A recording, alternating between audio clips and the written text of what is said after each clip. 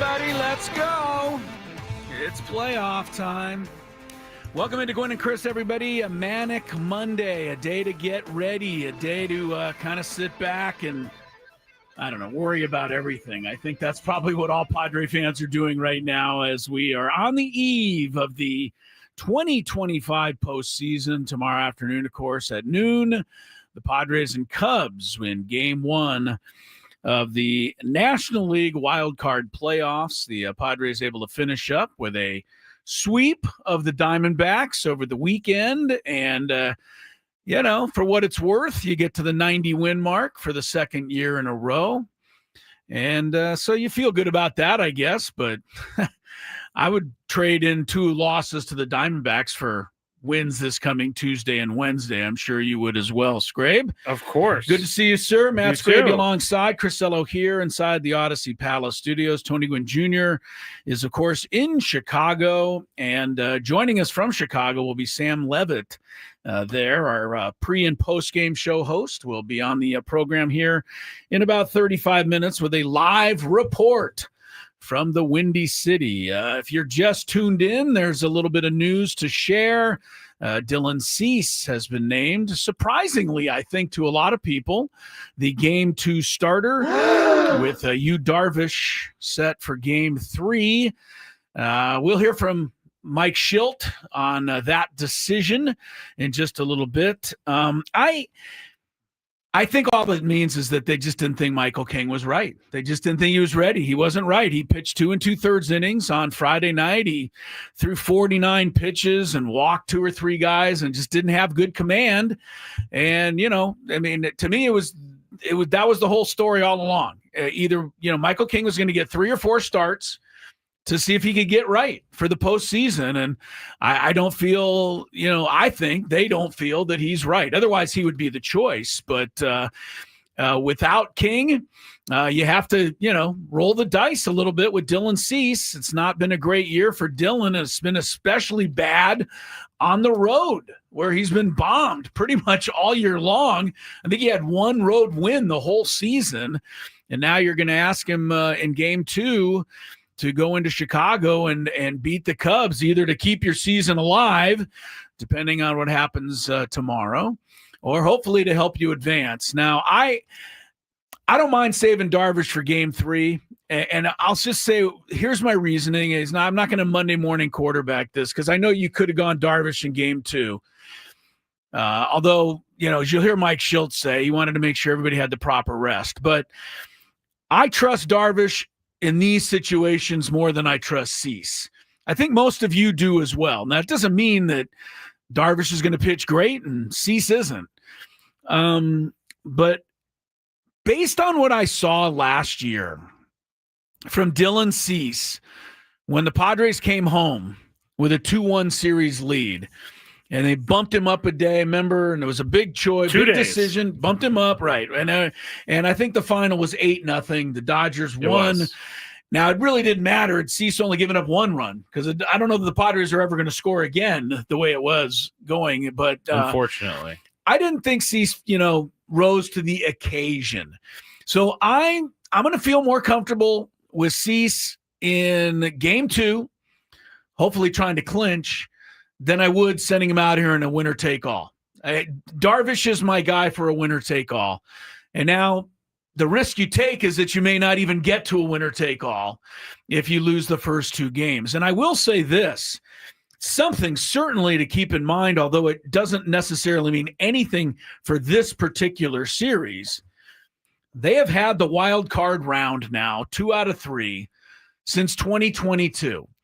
Where one team hosts all 3 games, except for the fact in 10 of the 12 wild card series that have been played so far, there has been no 3rd game. 10 of the 12 have been 2-game sweeps. Winner of the first game has won the second game. And in the 2 that weren't sweeps, one was the Padres beating the Mets, you may recall, in 3 games. Yes. But in all 12 series, the winner of Game 1 has advanced. So, you can't put everything on tomorrow, but you kind of have to put everything on tomorrow. right? You just want to win it. And to that end, you got to, get your usual thing from Pivetta. Matthew Boyd is going to pitch for the Cubs. Have they announced Game 2 yet? I checked earlier, but I checked last half hour or so ago, and I hadn't seen them announce Game 2. They can go a lot of different ways in Game 2, 3, and 4, the Cubs, because I'm pretty sure Cade Horton would have been the choice. But the rookie of the year, or the likely rookie of the year in the National League, is not going to pitch in this series. So we'll see what the Cubs do. But Matthew Boyd, he's shut down the Padres in April. It was a long time ago. But this guy has been tough all year, and especially on left-handed hitters. Yeah, I'm not seeing a Game 2 yet. Yeah, I don't think they have announced it yet. So someone's saying they think it's Imanaga, but I'm on ESPN.com and I don't see any. I see the Padres pictures, but I think it'll be Imanaga too, but that doesn't mean they've announced that it's going to be him. Yeah. I would go with a left-hander if I'm the Cubs. I mean, after all, the Padres figure to start 5 left-handed bats tomorrow. If they stick with the lineup that we've been seeing, I mean, they're going to have Arise. They're going to have Merrill. They're going to have 3 in a row, potentially, in the middle to bottom part of the order now, with Gavin Sheets, O'Hearn, and Cronenworth. You got 5 left-handed hitters. You've got to throw a left-handed pitcher at that, I would think. And to me, the pressure is going to really be squarely on the shoulders of 2 guys for the Padres. I mean, you cannot look, if Ryan O'Hearn keeps hitting lefties the way he has, great. And he has hit them, really well. So let's hope that holds up. But if not, and you got to think that your left-handed bats are going to be neutralized, it's going to come down to Fernando and Manny. And these 2 guys are going to have to get the job done. That's it. I like what Fernando's done lately, though. Well, look, he seems to be warming to the task. Sorry, go ahead. No, go ahead. I was going to say that grand slam on Friday night, I was sitting at a spot in the stadium where it was just a perfect view, and you could just see his confidence coming back with each home run he's hit here in the last week. And look, he should be confident going into the playoffs. After all, in 13 postseason games, that's a fair amount. It is a fair amount. Fernando has a 1,328 OPS. That is better than what We're aiming for the big cake, man. That's better than what Aaron Judge did this season. Now, he did it over a whole season. I'm just saying, I'm trying to make a comparison. Hey, if you want to be good at a certain point, the playoffs are it. Yeah, but 1,328 is an astronomical number for an OPS. So you got to hope Fernando in 13 games, 6 home runs, and a 1,328 OPS. So you hope he's Fernando. On the other side, Manny has not been great. He has not been great in the playoffs. In 25 games with the Padres in postseason, Manny Machado's batting average, 216. He does have 7 home runs, but only a 713 OPS. That's a little low for what we're going to need to win this series. No, that's low. That's low for a guy like him. And in his career, Manny's postseason batting average is 215 with a 684 OPS. That's not great. It doesn't mean a lot. I mean, he gets 2 home runs in game 1. It's going to change real fast. Yeah. Talk about what have you done for me lately, really. It is. And it's going to come down to those 2 guys. It just is. We already went over this the other day, Scrabe. When the Padres score 4 runs or more, they win 77% of the time. When they don't, they win 29%. And when you project that number on last year's playoffs, teams that scored less than 4 runs went 8-30. You got to get 4 runs at least. That seems to be the line of demarcation. Yes, exactly. You said the same thing. Wow, we went at the same time. I wasn't sure if that was the right phrase. Me neither. We've been spending way too much time together. Yes, we have. But look, 4 runs, you got to find a way to get there. And I think Manny and Fernando are going to have to get you there. Whatever we can get from Luis, hopefully he's on base with a couple of hits. He's been swinging it great. Yeah, I need to see. I think he could be considered part of the guys who need to perform, because of course he needs to get on base so they can get these 2 3-run homers. Yeah, and to that end, I mean, we can't sit back and wait for the 3-run homer that we never hit this year. No. So we'll see. Move some runners along, make productive outs, get some key hits. And that's what playoff baseball is to me, and that's what it has always been. And I will give you one more thing on playoff baseball. And isn't it weird? Everybody always talks about defense and pitching wins in the playoffs. I've always felt it's the exact opposite, because everybody has good pitching or they wouldn't be in the playoffs. That's true. And most teams play pretty good defense. As a matter of fact, if you want to look at the defensive runs saved category there, how about me being a little analytical? DRS? DRS, the Cubs are second in baseball. They don't figure to give you much. So you're going to have to come through on the few chances you have. And that means hitting with runners in scoring position.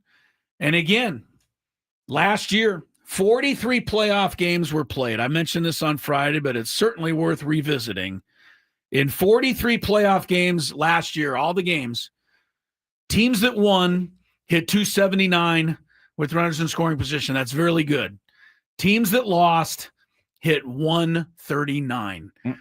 You've got to get some hits with runners in scoring position, and you don't get as many chances at that in the playoffs. You know what I like? That's it. I like from this group is that Annie Halburn's article last week about some of the guys who have playoff experience, they all are understanding that the playoffs are a whole different animal. And I really think that these guys are going to turn it on when the bright lights. Well, we're going to find out. We're going to find out. I didn't want to say turn on twice. What I was going to also tell you is that the lights probably aren't going to turn on at all. You're probably played right. At 2:00 at Wrigley Field tomorrow. I think they might have them on a little bit just in case. They might put them on a little later in the game. You're right, Scray, but I don't think the bright so you mean that Major League Baseball put the Padres in midday so the bright lights actually wouldn't turn on? No bright lights for the Padres, as we assumed last week, much to your chagrin. The Yankees and Red Sox got the prime time slot. So that is the way that went. Can't wait for it to be bored out of my mind. We get day baseball. All right, we are underway. We got many things to discuss. I told you Sam Levitt is out. He's in Chi-Town. We'll get the latest from Wrigley Field. Any more, maybe the latest on Elias Diaz. And Mike Schill talked about him. Yep. Right, I know, but I want to hear even further updates from Sammy. By the way, I had the strangest thought, and I know we're a little past the break, but the Padres are hinting that they might go with a third catcher because they're a little concerned about the health of Elias Diaz. Could you imagine being in the 11th inning with a tie score and 2 runners on, and Luis Campusano came to the plate? He's in Chicago, It's not a joke. It's not a joke. I mean, imagine after everything, if a game came down to that. Hey, he's been incredible in AAA. I know. He was an all-star for AAA. Remember when you said he was going to be an all-star? I was. I said he was going to be an all-star this year. In AAA. I didn't say in AAA. If he could figure it out for a series, he could be immortalized in Padres history. How about just figuring it out for one at bat? That might be what we need. All right. When do the Padres actually have to name their 26? Tomorrow morning? I think it is tomorrow morning. Yeah. So we'll wait. I had originally thought that maybe Dylan Cease wouldn't even be on it because they wouldn't need him in the first round. I was pretty sure he wasn't going to be on it. Well, he's on it, and he's going to pitch game 2. He's starting game 2. I think this is I'll explain it on the other side, but I don't think it's as scary as maybe I once thought. Well, look, we're going through every negative scenario. All of us are, and we'll try to calm some of your fears when we come back. Gwynn and Chris underway. Happy Monday. Hello, my friends. It's Woodsy. Did you know your water quality affects everything?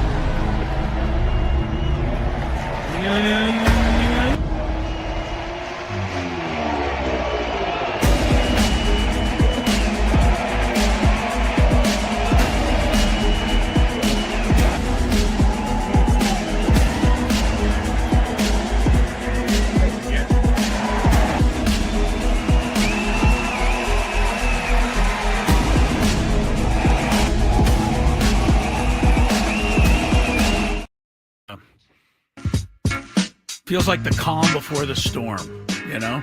Everybody just kind of bring it down a little. Tomorrow, a little after 12 o'clock. How many people are feeling a little bout of the sniffles right about now? I know I am. You know what I mean? Scratchy throat. Yeah, you can hear it. Get a little, you and I don't have to do that because we're going to be watching the game before the show. But a lot of people are going to have to do that tomorrow or decide what to do. This has been a major point for Padres fans. Sure. And I feel for you Padres fans, but I don't know that there's anything that anyone can control. Here's the really good thing about this now, because everybody works at the computer, at the desk, and the whole thing. Hopefully, you can just stream it, right? Get an ABC feed somehow. And then if you're sitting at your computer, maybe you can at least watch it up in the, you know what I mean? No, I know what you do. You can pretend like you're working. You go onto Odyssey and you listen to or you can certainly listen to the game. Sure. Yeah. You can listen. Of course, we'll have the call. But anyway, I just feel a lot of people right now are leaving work a little early today. Yeah, just not quite feeling it, sir. Yeah, my throat is hurting. Not quite feeling it. I was listening to Braden coming down here, and he was like, do something for the kids and let them watch this game. If you're a cool teacher, I'm not saying to drop everything to watch the game, but have it on in the background with no sound. Just let them watch it. Be cool. Yeah, good luck. I had a teacher when I was little, Mr. Mock. Oh, that's a Mr. terrible Mock. teacher name. I believe it was Mauch. Mr. Mock was from Ohio. And luckily, the Reds were in the World Series a couple of years there when I was younger. He was a Reds guy? And he was a Reds guy. And so he put the games on. But you had to root for the Reds or you couldn't come in and watch. It was his rule. That's kind of crazy. No, I rooted for the Reds so I could watch the game. World Series. Got to do what you got to do. Why doesn't Todd Gloria just come out and say, hey, the next 3 days are holidays here with in all San due Diego. Respect, does Todd Gloria know we're in the playoffs? Has anybody alerted him yet? I don't know. I'm just saying. He usually, politicians usually give those can't wait to watch my team in the playoffs. Right. Maybe Todd Gloria is trying to get a hold of the mayor of Chicago so they can make bet a bet something on it. Yeah. That might be part of it. All right. Mike Schilt with the big news of the day asked about what he was thinking for a Game 2 starter. We know Nick Pavetta's starting Game 1. Until a little while ago, we didn't know who was the Game 2 starter. Now we do, and we're surprised. Which starter will you trust in Game 2? Dylan Cease is going to start Game 2. And the decision behind that? Multiple decisions, multiple things. I mean, Dylan's been good, throwing the ball more consistently lately. It kind of it gives, if indeed there's a Game 3, and Darvish is in play, gives him an extra day rest. Dylan's rested. He's throwing the ball well here. He's throwing the ball well against his club, and he's Dylan Cease. He's got a big arm, and he's the guy that we feel is best suited for Game 2. And that would mean Michael will be available in the bullpen? That'd be accurate. What is that, given the experience that he has in that role in the past, what can that do to help you guys? It's another weapon. It's another weapon that's there. Again, we've got bullpen guys that clearly have gotten us here that we trust, and Michael will be used appropriately relative to the guys that have the experience and have done well in that role. And the spot will present itself potentially this series for Michael to show up. All right, there he is, Michael Schilt. Michael King has pitched in relief before in his career. Yeah, that was the whole thing about why he came from the Yankees to the Padres. I get it, but, he's a starter, and I wouldn't expect to see Michael King. Let's put it this way. If we see Michael King in games 1 or 2, it's probably because things are not going well. Here, I have another thought. Okay.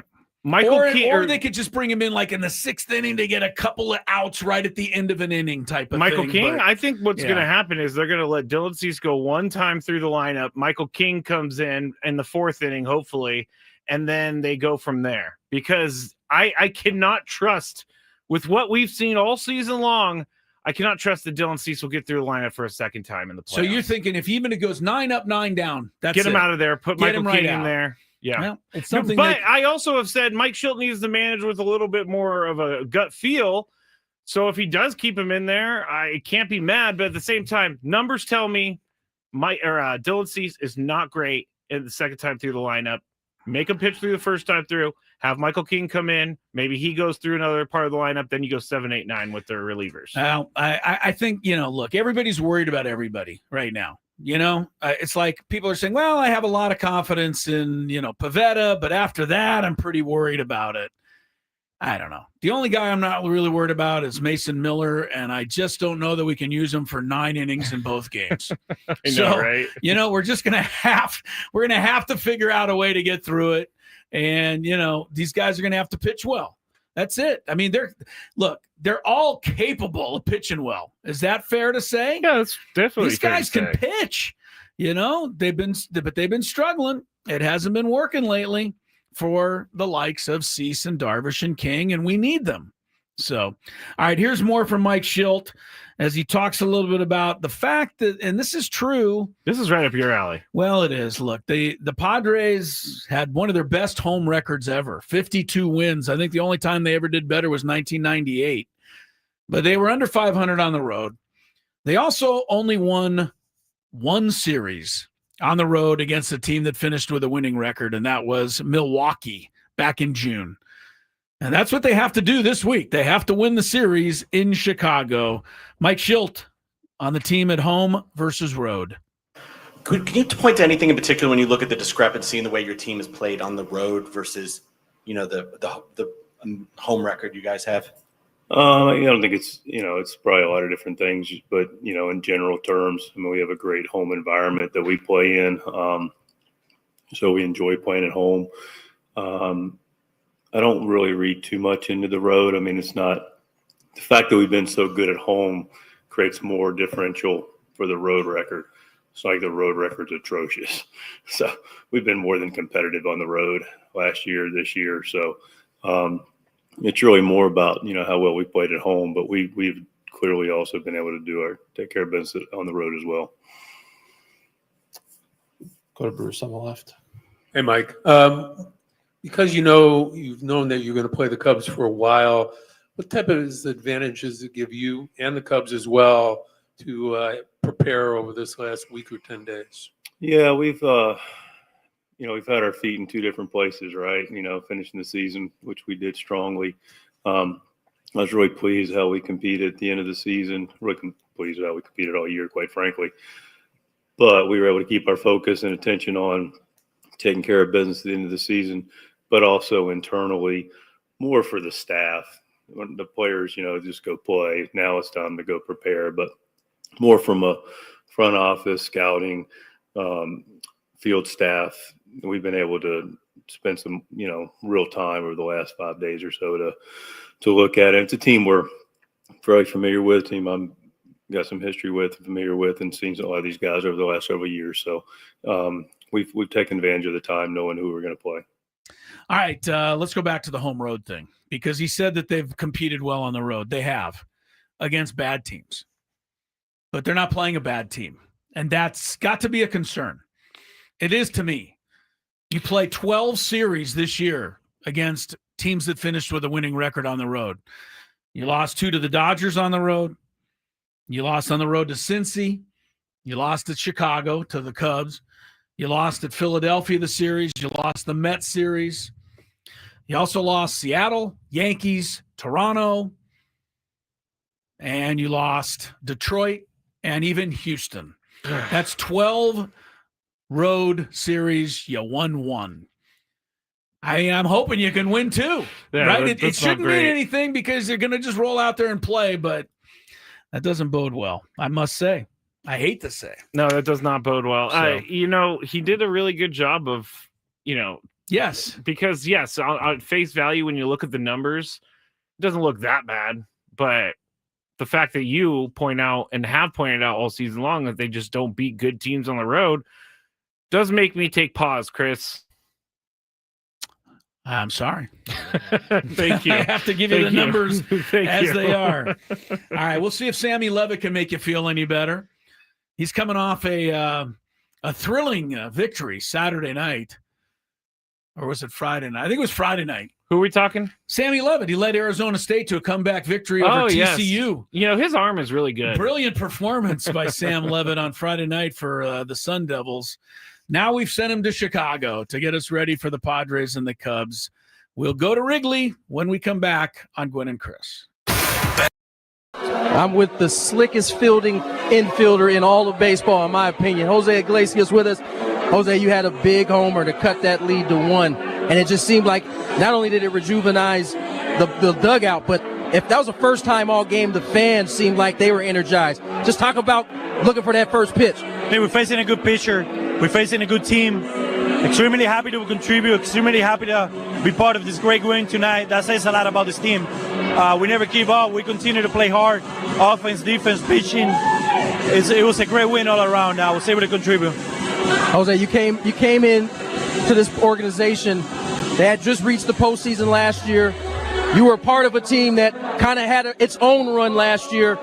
Talk about what it meant to come in here and bring, what you bring to a ball club and help this team get here.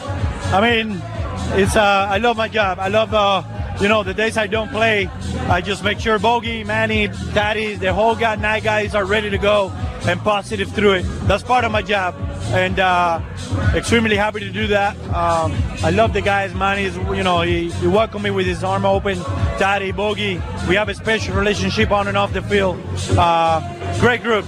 We'll continue to grow. We'll continue to stick together. And we're just living one day at a time, and we're very blessed for this opportunity. Talk about that role, because I think you exemplify it as well as anybody in that role. How important is it for you to really maximize that, not only when you're on the field, but as you said, when you're not on the field, and you gotta be these guys' cheerleader a little bit? I mean, it's not an easy one.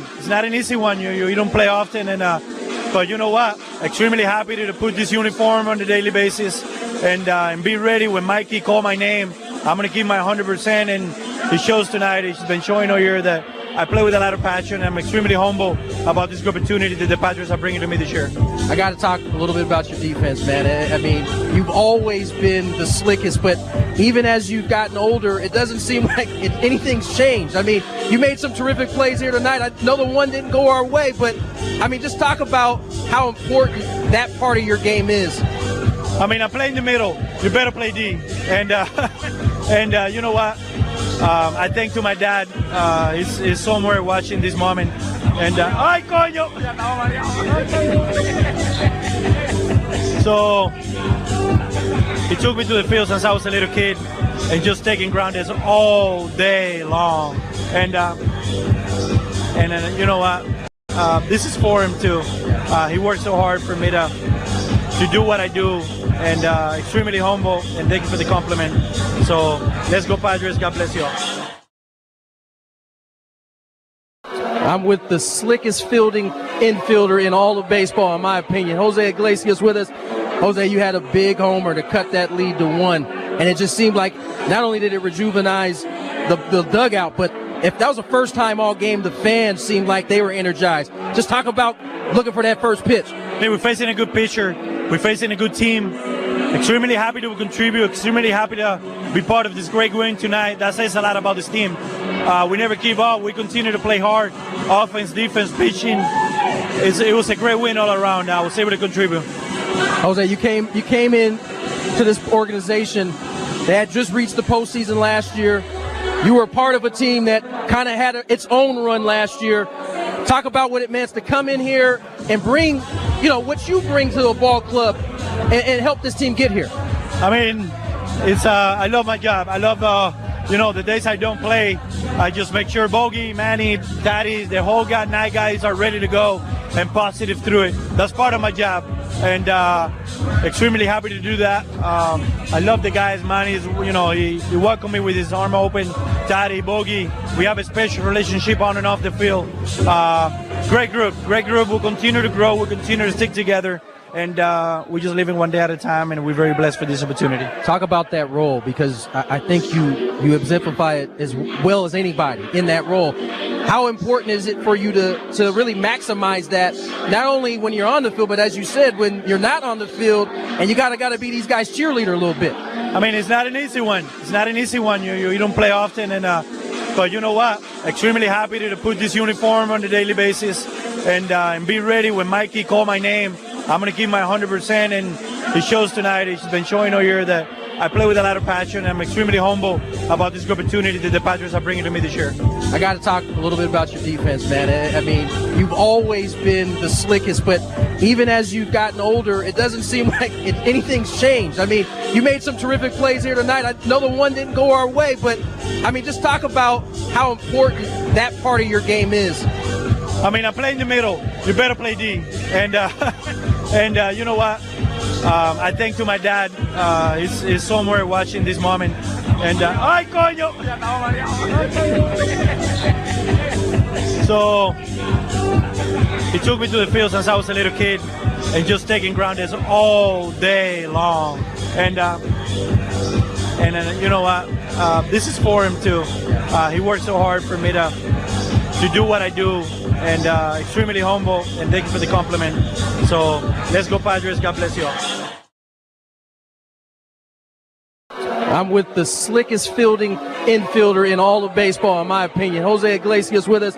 Jose, you had a big homer to cut that lead to 1, and it just seemed like not only did it rejuvenize the dugout, but if that was the first time all game, the fans seemed like they were energized. Just talk about looking for that first pitch. Hey, we're facing a good pitcher.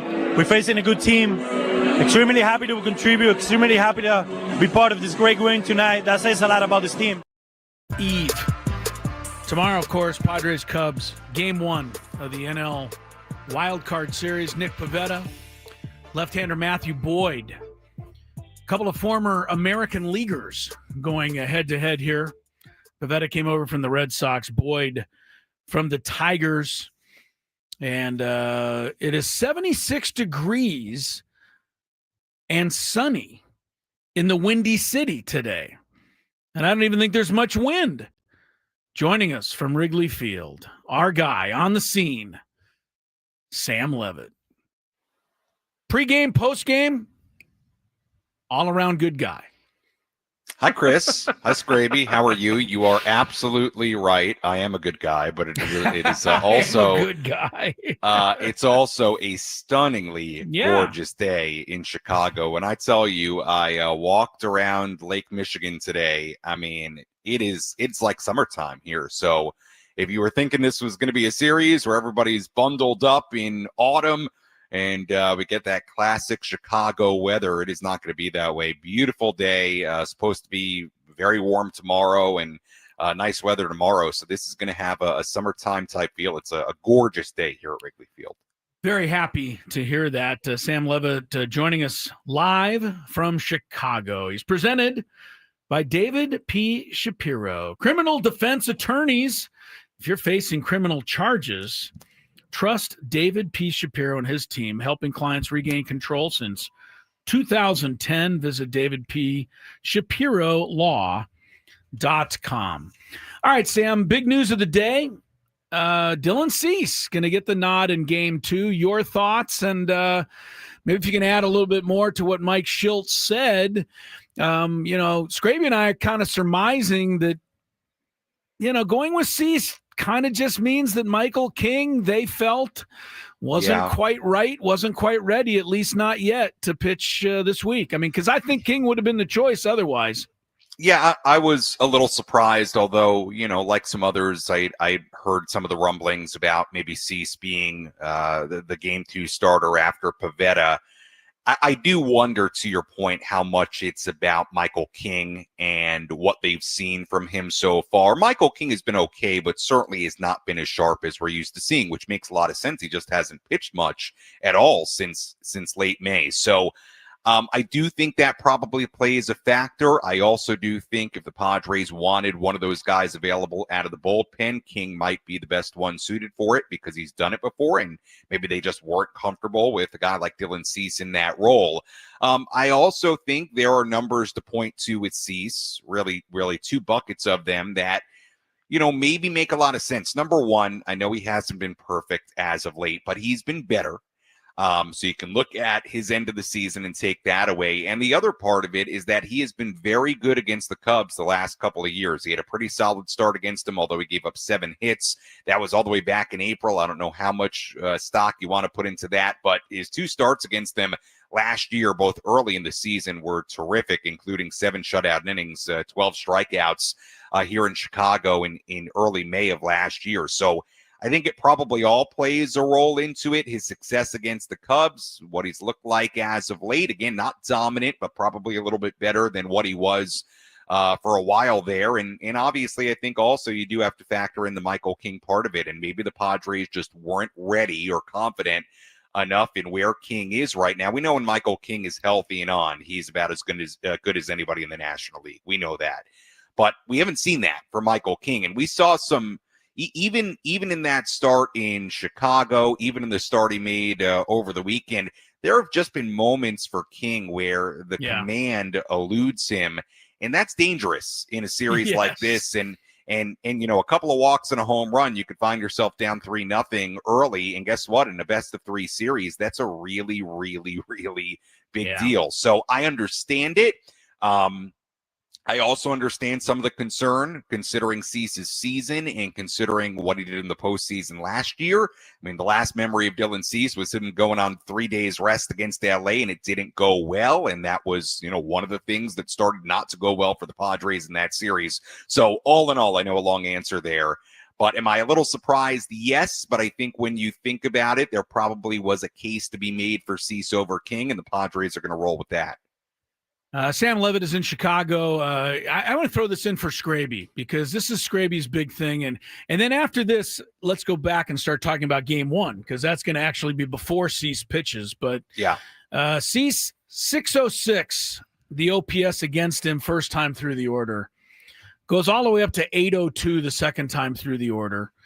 Could the Padres in game 2 use Cease for the first 3 innings and piggyback with Michael King? Do you think they would risk something like that?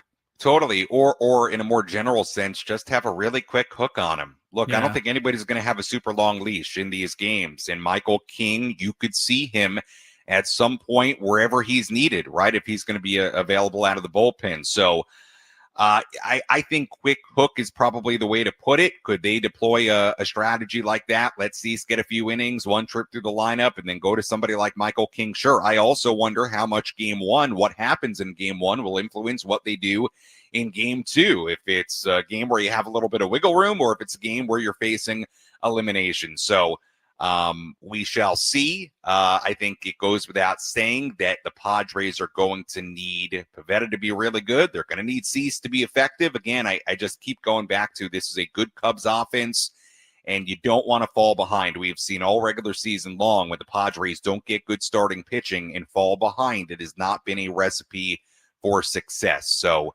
any way you slice it, they got to get good pitching, and we'll see if they can do that. But I do think, you know, having a quick hook on Cease and maybe pairing him with King in sort of a piggyback could certainly be something they look into. Sammy, all right, let's go to game 1 because I already mentioned this to Scraby. They've had 12 wild card series since they went to the 2 out of 3 format in 2022. The winner of game 1 has won all 12 series. The winner of game 1 has actually swept 10 of the 12 series. The only 2 that went to a third game, one was, of course, the Padres and Mets a few years ago, and the other one was last year when the Mets won game 3 over the Brewers. So I'm kind of thinking of putting all my eggs in the basket tomorrow. You know, I mean, I know it's not going to be the series, but the recent history suggests that maybe it'll just all come down to tomorrow. Yeah, look, it's a weird thing. I mean, not that it's a huge sample size, but 12 series, I think, is enough to look into that a little bit at least. I mean, that is kind of weird because, again, it's just a 3-game series. So you would imagine even by this point, there would be a team that won game 1 where, you know, the other team won 2 games in a row. It's baseball, for goodness sake. So that's certainly possible. So it is interesting. Will this year be the year where that changes? I don't know. I do think game one is incredibly important for the Padres because they're throwing Nick Pivetta, and he has been by far and away their best, most consistent, most dominant starting pitcher all season long. He has shown no signs of slowing down. You have no reason to believe he is not going to deliver tomorrow. I mean, he is locked in. He's got the personality to pitch in the postseason for sure, with his intensity, with how he goes about things. So it's a big game. I think for the Padres, game one is so important, not only because of the history of game one, but also because they've got their guy in the mound. And then after that, you've got question marks with your rotation. I mean, we don't know what you're going to get from Dylan Cease. We don't know really what you're going to get from Yu Darvish, who has been up and down since he came back. And there have been times where Yu has looked great. There have been times where Yu really hasn't been very sharp. And same goes for Michael King. The one sure thing, just from an expectation standpoint, and we'll see what happens tomorrow, postseason can be tricky, but the one sure thing is Nick Pivetta, and he has been that guy all year. So look, I think game one's incredibly important because you have him going. I also think game one from an offensive standpoint is really important. Look, we've seen it all year. The Padres are not necessarily a team built to play from behind. If you're the Padres tomorrow, you want to punch this team early. Punch them early and play to your recipe, especially in a short series. Get a lead. Pavetta's good. Give it to your high leverage guys and go get a game one win. I think playing from behind and getting into a slugfest with this Cubs lineup, the Cubs can score. They really can. And, I don't want to see the Padres in that kind of game tomorrow. Talking to Sammy Lev, he's in Chicago at Wrigley Field, one of the most historic places in baseball. So that's got to be pretty cool for you, Sam. I want to talk about Randy Vasquez, though. Why do the Padres not seemingly trust him? Now, we don't know if he's going to be on the roster. We don't know if he's going to be used in relief. But why not go Randy Vasquez game two when he's clearly, to me, been the most consistent or more consistent pitcher between Dylan Cease and Randy Vasquez? Yes, great. Well, number one, I think he's going to be on the roster. I mean, Okay. they've made that pretty clear already that they will carry all five of their starters on the roster. I would anticipate Randy's going to be on the roster. Okay. And that's part of the reason I think you saw him come out of the bullpen to throw an inning True. on Sunday, was to get his feet a little bit wet in that role. So I think Randy's going to have more of a traditional bullpen role, and obviously somebody who can give you length if you need it and could factor in, whether it's the wild card series or deeper into the postseason. Scraby, when you really think about how the Padres normally operate on these kinds of things and how a Mike Schultz and AJ Preller-led ball club typically operates on these kinds of things, this is an organization and a team that really relies on their veteran players and experience. And the bottom line is they've got, obviously, Pivetta is an obvious one, but they've got Dylan Cease, who has a big-time track record. They've got Yu Darvish, who's got a big-time track record. They've got Michael King, who was terrific last year.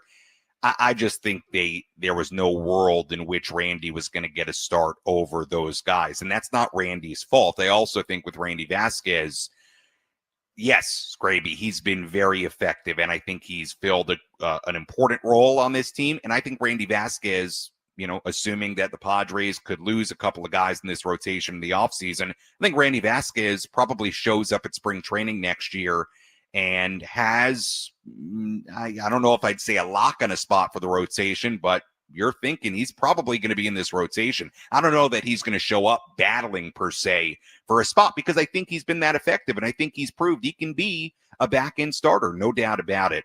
But I just don't see a world where they would have done that. And also with Randy, while he's been good, we know traffic cop deals with a ton of base traffic, and that is just a really dangerous way to live against a good team in the postseason. And I don't know that there was any world where they were going to elect for that over throwing a guy like Dylan Cease, who has the ceiling of giving you an absolutely dominant outing, or Yu Darvish, take your pick of guys. So I understand what you're saying about Vasquez, but I don't see a world where that was where that was going to happen. All right, next time just deliver that answer with less snark in it, okay? Thank you. Yeah, I thought the snark was necessary, to be honest with you. I know, I'm just seeing it a lot out there, and I understand why you wouldn't start Randy Vasquez, because He wasn't starting. I know that. I'm wasn't. just saying I understand Okay. why. why I was asking the question, because I was curious what Sam would say. You got it. Sam Levitt is there in Chicago, brought to us by David P. Shapiro, attorneys. And okay, Sam, let's take a look real quick. Be manager Mike Schilt. Go through all the analytics with me. You got to put together a lineup tomorrow. And I'm looking at Matthew Boyd. And Matthew Boyd's had a really good season. We know that. He was better in the first half than the second half. But this is a guy who all season long, the whole year, gave up only 2 home runs to left-handed hitters.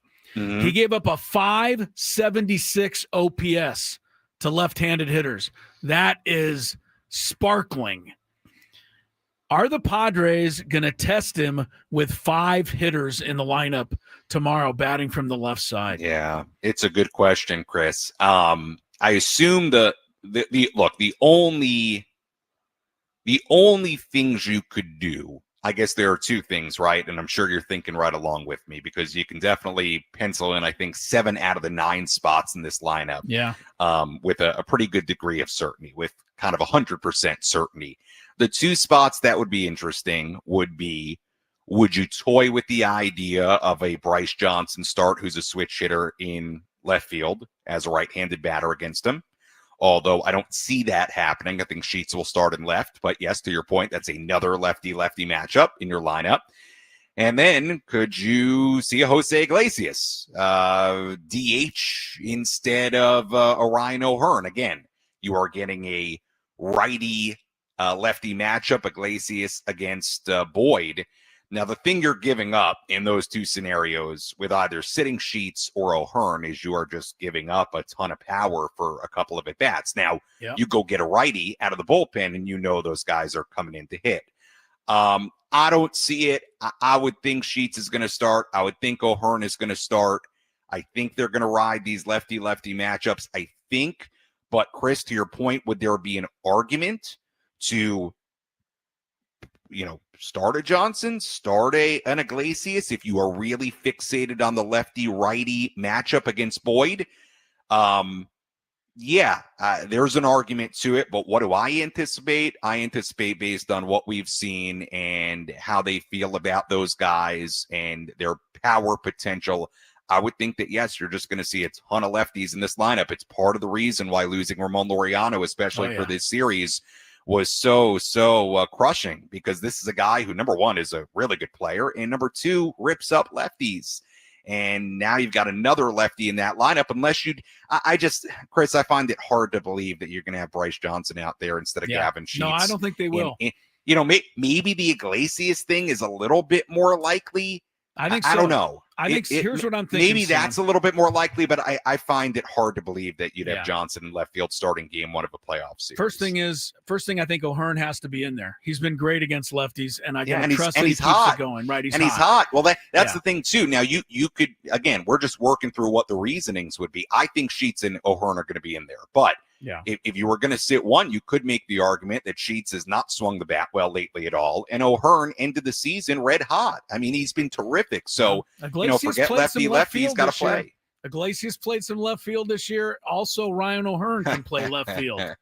It's just something to think about. I will tell you.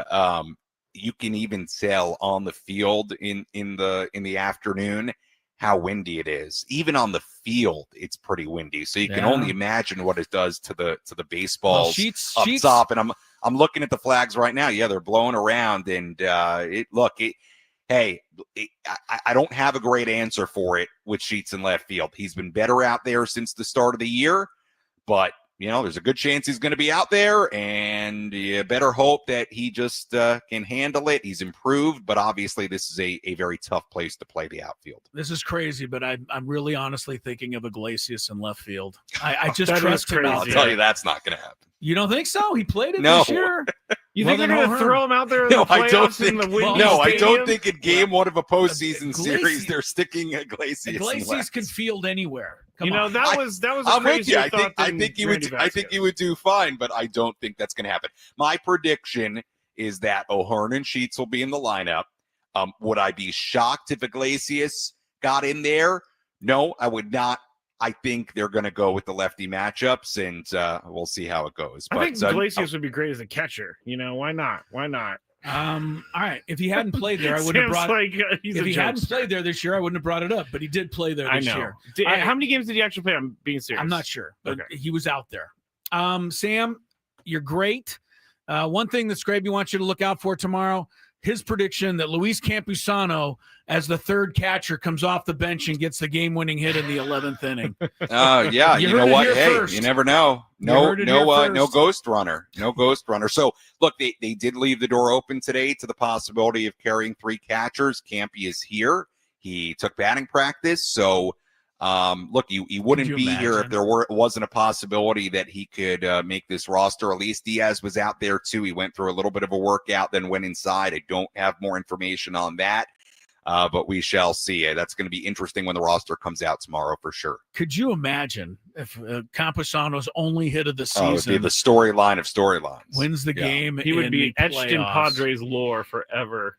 And his first hit of the season is a postseason game-winning hit. Yeah, he's 0 for 21 this year. Yeah, I got Iglesias in left field for 2 innings this year. So let's maybe scrap that idea. You play a long extra inning game. You never know where people could go. So let's scrap the hey, idea. it is something to think about with these playoff games. We forget what long extra inning games are like, and you can certainly get one. That's true. All right, Sammy, thank you so Sam. much, man. You're the guy, and I'm so glad you're there. And enjoy the games, have fun, and all right, guys, we'll talk about a win tomorrow. All right, guys, appreciate it. See There ya. he is, See ya, Sammy Sam. Levitt. He thought he was going to get out of there scot-free. I kept him the entire segment. I know you did keep him there the entire I love segment. Sammy. I love Sammy. He is the Me guy. too. Oh, I need to take Sam off the screen. That's what he's telling me. He took a walk here. along Lake That's Michigan what he's today. telling So me. funny. So I took a little walk along Lake Michigan today. Attaboy, Sam. He actually does take advantage of stuff like I know. that. He's I would finding all sit the in my angles. room.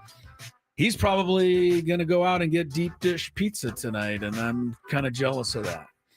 All right, hour You number 2, Chicago Gwynn and pizza Chris. people.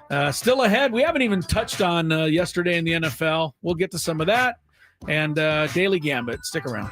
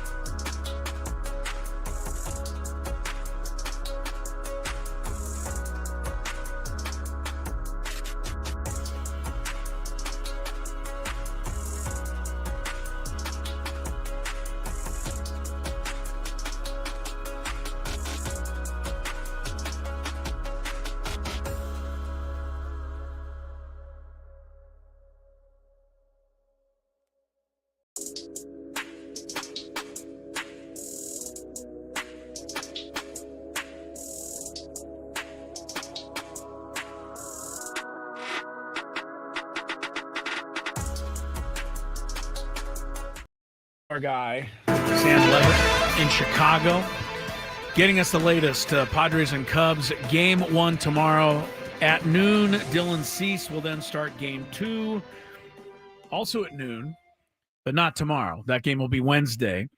And to that end, join all of us, Ben and Woods, the Braden Soprenin Show, and our Gwynn and Chris Show for a postseason watch party.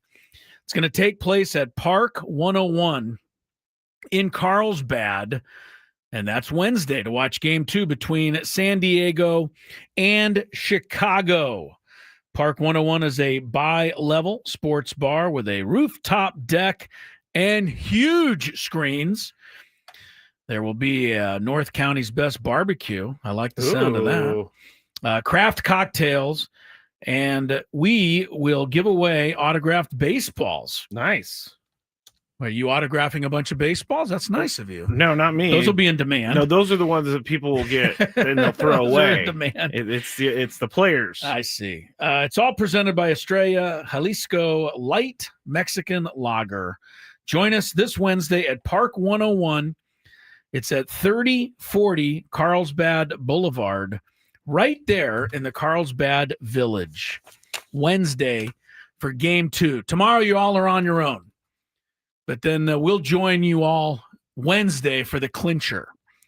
Or at least we hope. Let's hope. All right. We're going to get into, this hour, we will have our good, bad, and ugly from Week 4 of the NFL.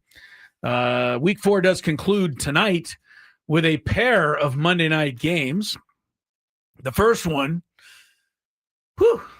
be a hot time tonight in Miami where the Dolphins and Jets will battle in a battle of winless teams. I don't know why you're so down on your team. They just took the Bills last week to the end. Saints did the same yesterday. Okay, well then why are you out. so mad at your team? They haven't won a game, yes, but they haven't looked as bad as you make them out to be. All right. They started 4:15.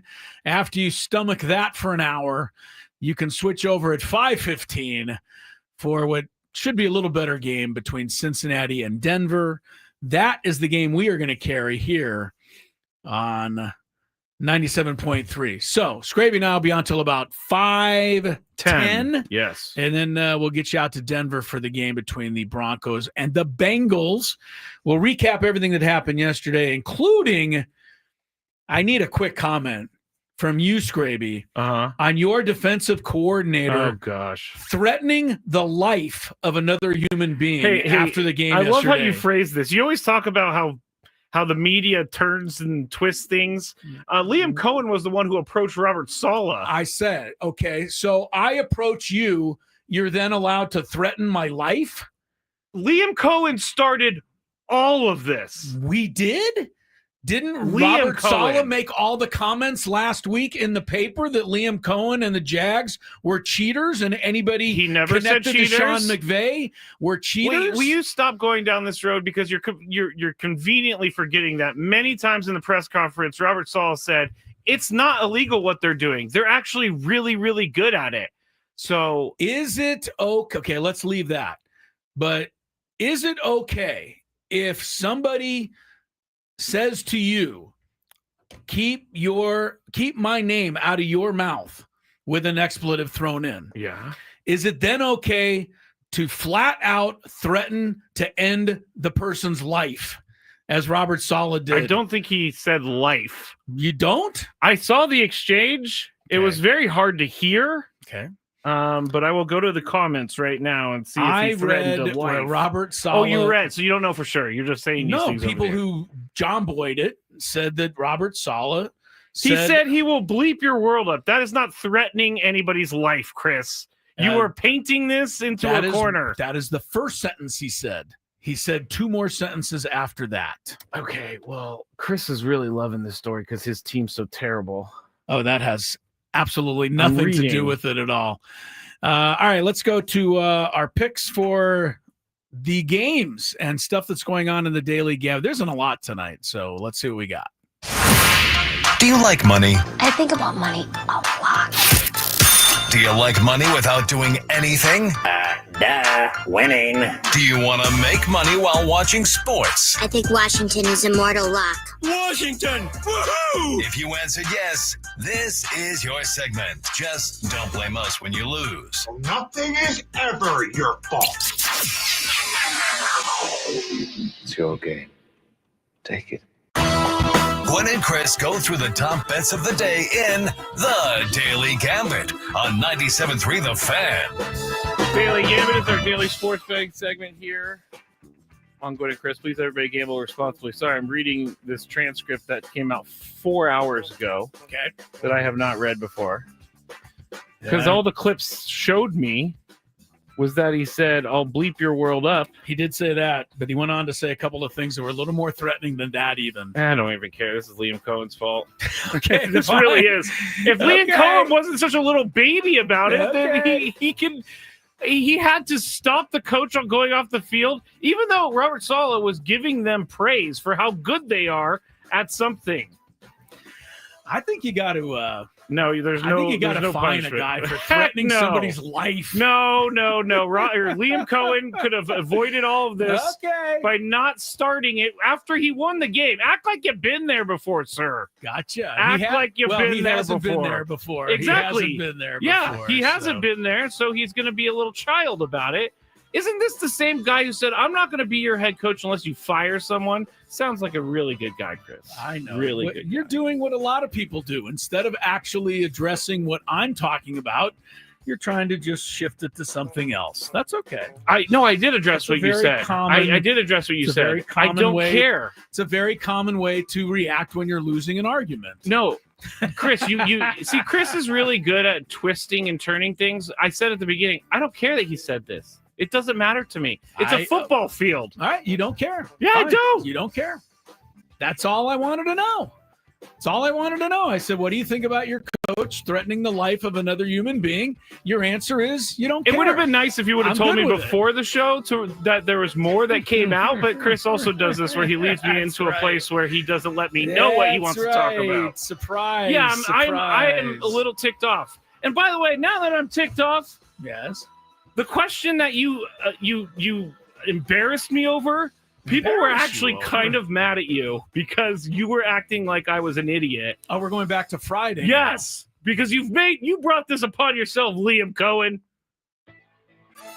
Do you really want to go back to your question on Friday? I don't even have it anymore. Well, I know because I deleted it. I know what it was. You're going to make up something. I am not. Go ahead. Go ahead with the Daily Gambit. You've attacked the only person who's in this room with you, so wow, have fun.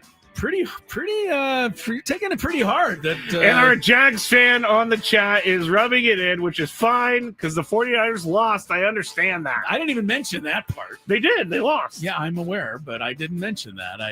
Anyway. Even after I was so nice about his Dolphins team. It's crazy. I don't know why. All right. Tomorrow morning, the first game of the playoffs, Tigers at Cleveland. Interesting how Cleveland tracked down the Tigers to win the division, but now the two teams play for real in Cleveland. But Tariq Skubel's on the mound for the Tigers. They're favored by 1.5. Scraby. The Tigers are? Tigers are favored at Cleveland with Skubel on the mound. I mean, they just did this, and Skubel lost. Okay. But it's the playoffs, and I'll pick Skubel. Taking Skubel. I'll take Cleveland because Skubel just lost. Padres and Cubs, 7 runs is all they're putting up there for the over-under. 7 runs. Somebody's got to get the 4 to win. I hope that's the Padres. I'm going to say over. I mean, that would be a 4-3 game. 4-3 would at least get you a tie. A push. What do you got? I'll take over. I don't feel great about it, though. I'm going to go over 2. Both going over there. Pivetta or Matthew Boyd? Who pitches longer into the game? Who records more outs, as it were? Let's go with Pivetta. I got to go with Pivetta. He's my guy. He's our guy. You kind of got to go with Pivetta here. He's our guy. I don't know that the Cubs have as good a bullpen to go to, though. So I'll say Boyd. I say they stick with him until we punish him. Okay. Jets, Miami tonight. Somehow the odds makers feel the two teams can combine for 44.5 points. Jets and Miami, 44 Over, and a under. half. That's going to be way under with these two teams. By the way, do you know how many turnovers the Dolphins have forced this year? I'm going to say 0. Do you know how many the Jets have forced this year? I'm going to say 0. There you go. This is going to be an offensive game. Really? Okay. Yeah, I think I'm saying under. You're going to go over? I'm going to go over. Okay. Denver minus 7.5 over the Bengals tonight. Denver. Minus 7.5. Bengals Jake Browning did not look great last week against the Vikings. They just were a turnover machine last 7.5 is a lot, though. Okay. And I don't think that Bo Nix is playing that well. He hasn't yet. I'm going to go with the Bengals plus 7.5. I'm going to go with... I'll take the Bengals, too. I think that's a good bet. Nix versus Browning. Who throws for more yardage here? Nix versus Browning. I'll go with Nix because Sean Payton keeps telling me he's on the verge of a breakthrough, but not How feeling many it. weeks can you say that in a row? I know. And, Browning has Jamar Chase. I mean, all he does is get the ball out there. Yeah, I got to go with Nix, too. You're going with Nix also, though. Yeah. All right. Scraby and I will try to kiss and make up. We're back. I don't with want more. anything to do with You don't want to do that. Nope. Gwynn and Chris, we got our good, bad, and the ugly. Sorry. And we'll get to that in just a moment, or in a little bit. But more Tony Gwynn Jr. hopefully will be joining us from Chicago. He was at the workout today. So we're hoping to hear from him as Gwynn and Chris rolls on. AJ, this season started off amazingly well, and it kind of had to tread water there in the middle part of the season. You go out, you make the moves to improve this ball club. Is this part of what you envisioned when you went out and made those moves? Yeah, I mean, I think, we played great ball to start the season. Hopefully we start the year and the year playing our best ball of the year. And yeah, I think the deadline, we needed to round the club out. So we thought we had a team that could get to this point. Probably, knew we needed some reinforcements. Our baseball ops team did a great job. I think seeing Freddie get the big hit tonight was fun to watch. I think it was all part of the puzzle, honestly, just rounding out the team. I mean, throughout the course of the season, different things have popped up in terms of what you guys needed to add or what you needed to improve. Talk about this coaching staff, because they seem to pull a lot of things out of guys that hadn't reached the potential that we've seen them reach this year. Yeah, I mean, you look at Gavin Sheets that comes here with the opportunity, talking to Schulte, Victor, Mike McCoy's done an unbelievable job with Gavin. You see guys like, at the end of the day, you look at the bullpen piece of David Morgan coming up through the organization, coming right into the mix in the big leagues. Schulte every day. It's every day is to talk about what that baseball excellence looks like. It's a teaching class. The group is like, it's a thankless job. They're here at noon every day. They're the last guys to leave. It's a huge part of our success as our coaching staff. And when you can give them talented players and then see those guys achieve and overachieve, that's a testament to the work the staff does every day. Probably one of the moves that doesn't get talked about enough is you bring Nick Pivetta in kind of last minute. You had to get creative. Just talk about that signing and how big it was for this ball club. Yeah, it's kind of fitting he's on the mound today in a clinching game because he's been that guy all year long. I think he was a guy throughout the offseason kind of monitoring his market. And, with Joe's injury, Musgrove being out, we knew we were a little short on starting pitching side. And, we got to February and, a guy like Pavetta's still out there who our R&D teams talked about for the last few years is a guy that we thought we could take to a different level. And he's become here and been unbelievable, been the ace of the staff. It's great to see him out there. Can we talk about Manny Machado? I mean, you got to see him reach some career highs this year. This was your first real big signing you brought here, and now for the first time in 19 years, this team is going to back-to-back playoff appearances. This has got to be kind of all coming together. Obviously, there's a big prize at the end that you want to get to, but this has got to feel right now. Yeah, I mean, you can really go around the room and talk about, thought process and where we're at with trades, free agent signings, but obviously bringing Manny here to San Diego, you're bringing a superstar in the prime of his career in a city where kind of people were used to those superstars going out the other way. You've seen it your whole life. To do it where Manny came in, he was kind of that first piece, that foundational piece. We talked about in Havana Harry's and Coral Gables when we were kind of doing our recruiting pitch, myself and Yaine and Manny, this being the norm. And at that time it was a little bit more of a dream and a vision, but Manny bought in, he wanted to be a part of it. everybody knows he's the guy here, and he's the one that kind of started this whole thing, and to see him year in, year out.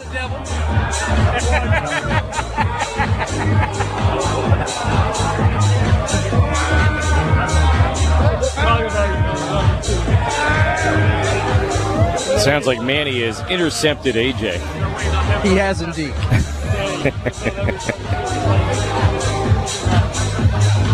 Last one. AJ, you have introduced a portion of Padre fans to some of the best years of Padre baseball. And as I said, I know there's an ultimate goal, but how do you feel? You've been kind of the one spearheading on it. I know you don't like to talk about yourself, but I think you got to on this one.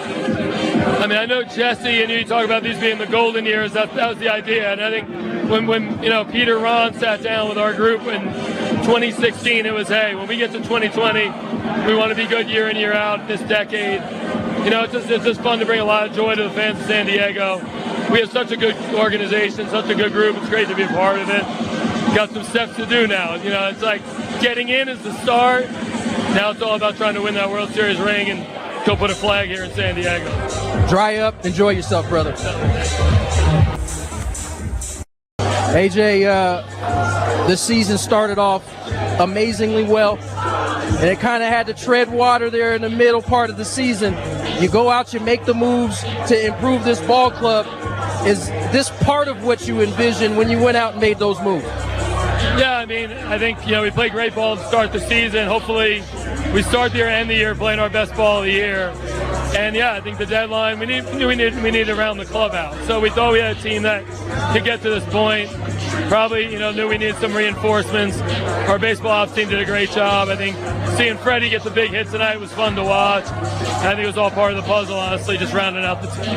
I mean, throughout the course of the season, different things have popped up in terms of what you guys needed to add or what you needed to improve. Talk about this coaching staff, because they seem to pull a lot of things out of guys that hadn't reached the potential that we've seen them reach this year. Yeah, I mean, you look at Gavin Sheets that comes here with the opportunity, talking to Schulte, Victor, Mike McCoy's done an unbelievable job with Gavin. You see guys like, at the end of the day, you look at the bullpen piece, it's David Morgan coming up through the organization, coming right into the mix in the big leagues. Schulte every day, it's every day is to talk about what baseball excellence looks like. It's a teaching class. The group is like, it's a thankless job. They're here at noon every day. They're the last guys to leave. All right, sorry everybody about that heated argument Scraby and I had. I will direct everybody who wants to know what Robert Saleh said to any of the articles that covered this, and you can judge for yourself whether or not he threatened the guy's life. Now, we will get back to football. The good, the bad, the ugly is coming up in a little bit, but Tony is with us. Yes, he is. In Chicago. He was at the workout today. Padres working out at Wrigley Field. Hello, T. Isn't it great to be back in the postseason for the fourth time in 6 years? We should be enjoying this, but I get the feeling everybody's just worried as hell right now. Yeah, I can't help the worry of everyone, but I can tell you that it is very exciting to be back here at the postseason, especially here in Chicago.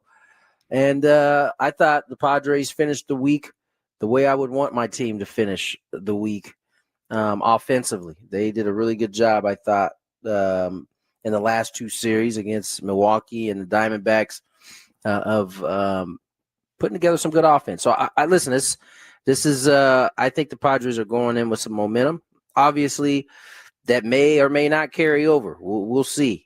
Game one, we know, is extremely important. It was talked about a lot during the press conferences today, and Padres are poised to get off the gates well, I think. Well, look, the Padres have been in this 2 out of 3 situation now 3 times here in the last 5 years. This is the 4th time in the playoffs. 2020, they beat the Cardinals. 2022, they beat the Mets on the road. And last year, they beat the Braves. So they've done okay in these short series. Yeah. And, this is what you have here. against the Cubs, and you haven't seen these guys since April, so I don't think you can even put any stock into that. Yeah, I agree. But what everybody is saying is that Game 1, 12 series, and 12 times Game 1 team winner has gone on to win the series. I guess that means something, but it really doesn't, because what happens if the Padres win tomorrow and then the Cubs win the next two? That'd be like, so right. what? It's like that until someone changes. Yeah, right. It. It's like that until something happens. So right, and then they'll say, well, there's only been one team that's ever won a series after Game 1, and so you got to let 12 times in the grand scheme of things is not a whole lot. No, of data to really pull from, but it is the data that we have, and so. Because that's the case, yeah, Game 1's pretty important. No team has ever won the series without it. So I will caution everybody that when the Cubs, way back when in 1984, beat the Padres the first two games, no team had ever come from 2-0 behind in the National League to win a best of 5. And then the Padres did that. So there you go. All right, fast forward 41 years, and here they are again, the Cubs and the Padres. Just can you give me a little feel? I know you talked to the guys today. I'm sure everybody's pretty loose and saying all the right things, Tony. Just give us a feel. Yeah, I mean, they look crisp. I mean, they took some infield, they took some outfield. You can tell that everybody's excited and looking forward to it. It wasn't like they were jumping around like little kids or anything like that, but they certainly had a level of professionalism as they, went through their stretching. Usually stretching is kind of scattered, during the regular season. Guys come out, everyone, like a couple come out, a couple more come out. They eventually get it together. They were all out there ready to roll. They took a crisp outfield, infield. Then they got to hitting balls all over the ballpark, and it's a beautiful day today. I mean, it's very much San Diego. So if the idea was to get the West Coasters out here and freeze them to death, it's not going to be the case these next 3 days. We got really good weather. The factor, of course, will be the wind. We don't know which way it's going to blow. Sounds like talking to the people around the building, it has been blowing in for about a week straight. So what that means for tomorrow, I don't know. But guys were pretty loose. Heard from Pivetta, heard from Machado, heard from Schilt. They're ready to go. Well, look, I think it's going to be interesting to see how, Mike Schilt goes about managing this series. I don't know that the Cubs have the same options. They have some good bullpen pieces, don't get me wrong. But the Padres have great bullpen pieces, right? They have Morejon. They have, Estrada, who, hopefully – I'll take that, strike out the side inning the other night as a sign that maybe he's hopefully going to, be back. Mason Miller, I would, if I was the Padres, I'd just pitch him all 9 innings, both games, and take my chances. But you got Suarez. So they've got all these guys. And now for Michael King in the bullpen as well. So how would you do it if you're Mike Schilt? You want to use your advantage, right, Tony? But you also don't want to run to it if you don't have to. I mean, the advantage is the bullpen, and so the advantage there is if you get into trouble, you have a bullpen to go to. You're not going to the bullpen unless the starter is indicating that you need to go to the bullpen. So Nick Pivetta's on the mound tomorrow. I'm sure he wants to do his thing. This is a chance on the big stage. He has pitched his behind off all season long. And so, you want to use your bullpen, but that is not and Mike kind of hit on this during his presser. He wants his starter to do its thing first, and then you can kind of figure out where you go from there. But that isn't the option until, Pivetta gets into some trouble. And so Pivetta gives you 6. Guess what? Your bullpen is even in better shape for the following day. Yeah. Because, you haven't had to go up to all of the arms, assuming that everything goes, according to plan. And so, the Padres, ultimately, their best weapon is going to be their offense, because if they get a lead, now you get to dictate your bullpen. If you don't have a lead, or you're chasing, or you're having to go to the bullpen early, you're not really dictating anything at that point. You're having to go to it because of trouble. So if the offense gets the lead, now you get to kind of dictate what you want to do with your bullpen. Lefty Matthew Boyd tomorrow for the Cubs. I know it's been a while since we saw him. We saw him at Wrigley Field on April 5th. Padres didn't get anything off him. 5 hits, no runs. They saw him here in San Diego, did a little bit better. I got a couple runs off him in 5+. But he's been good and really good against left-handed batters this year, Tony. I feel like I don't want to put extra pressure, but I feel like, Toddy, Manny, Bogarts are going to have to, carry some of do some of the heavy lifting, at least tomorrow. Yeah, maybe not. I mean, ultimately, the lefties got to participate in the offense too, regardless of how good Boyd has been against left-handers. This is the postseason, so we can't keep leaning on he's been good against lefties, so Manny and if this team wants to go to a World Series, lefties are gonna have to hit lefties, righties are gonna have to hit righties at some point. I'm not saying they got to go out and hit 500. Or even 300, but they got to be able to carry the weight. I think, by the way, Matthew Boyd is an impressive dude. I got listened to him today. He was super emotional, tears in his eyes. Remember, this dude has dealt with a lot of injury. His grandfather's apparently grew up a Cubs fan, so he was in tears as he was answering questions. And at the end, it got a little uncomfortable because I think he didn't want to be in tears. But yeah, I think. In terms of the Padres, we've talked so much about better lineups, who hits better where, lefties, righties. It's go time now. So whatever that lineup is tomorrow, and I have a sense that I have a feeling that it's going to be a lot of lefties in there. I think O'Hearn's going to be in there. Yeah. I think Sheets is going to be in there.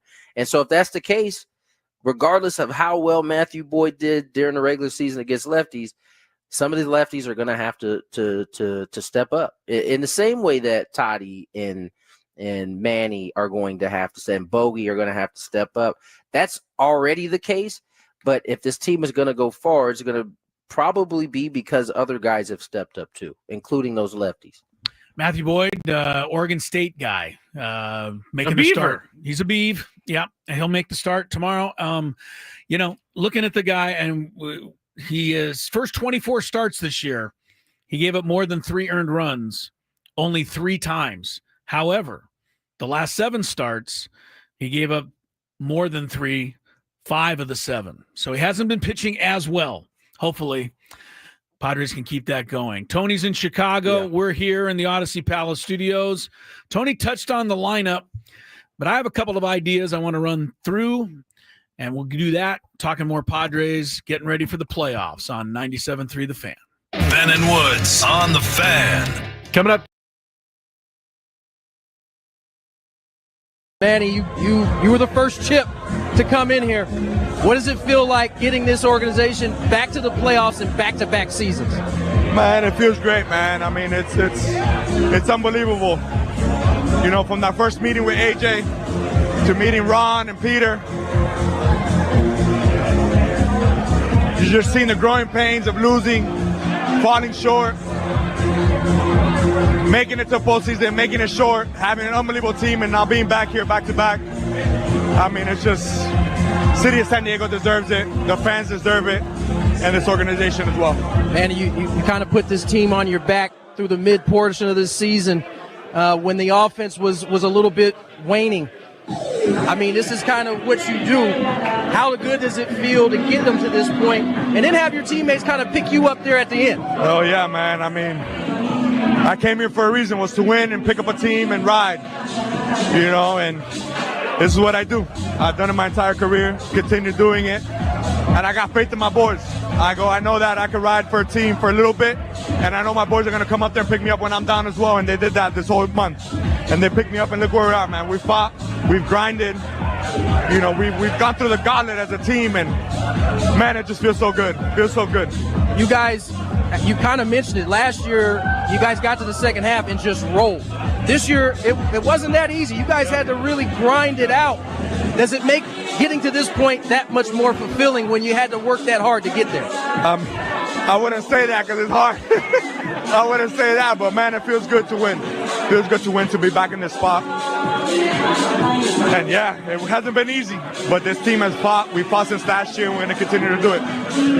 You guys got 5 more games to go against some opponents that obviously the Brewers are where they are. The Diamondbacks still in this bad boy. Yes, sir. What are you guys trying to accomplish in these last 5? We're not stopping. We're not stopping. Keep playing good baseball. We're going to continue to do it. You know, this isn't over. We got to get hot. We got to get going now. And we've been showing clips and going, but we got guys fully going. We got guys doing the things that need to get back to, and we're gonna get rolling. And when this business isn't finished, we gotta continue to the end. Congratulations, my friend. Manny, you were the first chip to come in here. What does it feel like getting this organization back to the playoffs in back-to-back seasons? Man, it feels great, man. I mean, it's unbelievable. You know, from that first meeting with AJ to meeting Ron and Peter, you just seen the growing pains of losing, falling short, making it to postseason, making it short, having an unbelievable team, and now being back here back-to-back. I mean, it's just, City of San Diego deserves it, the fans deserve it, and this organization as well. Man, you kind of put this team on your back through the mid portion of this season when the offense was a little bit waning. I mean, this is kind of what you do. How good does it feel to get them to this point and then have your teammates kind of pick you up there at the end? Oh, yeah, man. I mean, I came here for a reason, was to win and pick up a team and ride, you know, and this is what I do. I've done it my entire career, continue doing it, and I got faith in my boys. I know that I can ride for a team for a little bit, and I know my boys are going to come up there and pick me up when I'm down as well, and they did that this whole month. And they picked me up, and look where we're at, man. We fought, we've grinded, you know, we've gone through the gauntlet as a team, and man, it just feels so good. Feels so good. You guys, you kind of mentioned it. Last year, you guys got to the second half and just rolled. This year, it wasn't that easy. You guys had to really grind it out. Does it make getting to this point that much more fulfilling when you had to work that hard to get there? I wouldn't say that because it's hard. I wouldn't say that, but man, it feels good to win. Feels good to win, to be back in this spot. And yeah, it hasn't been easy, but this team has fought. We fought since last year, and we're going to continue to do it. You guys got 5 more games to go against some opponents that obviously the Brewers are where they are. The Diamondbacks still in this bad boy. Yes, what are you guys trying to accomplish in these last 5? We're not stopping. We're not stopping. Keep playing good baseball. We're going to continue to do it. You know, this isn't over. We got to get hot. We got to get going now, and we've been showing clips and going, but we got guys fully going. We got guys doing the things that need to get back to, and we're gonna get rolling. And when this business isn't finished, we gotta continue to the end. Congratulations, my friend. Manny, you were the first chip to come in here.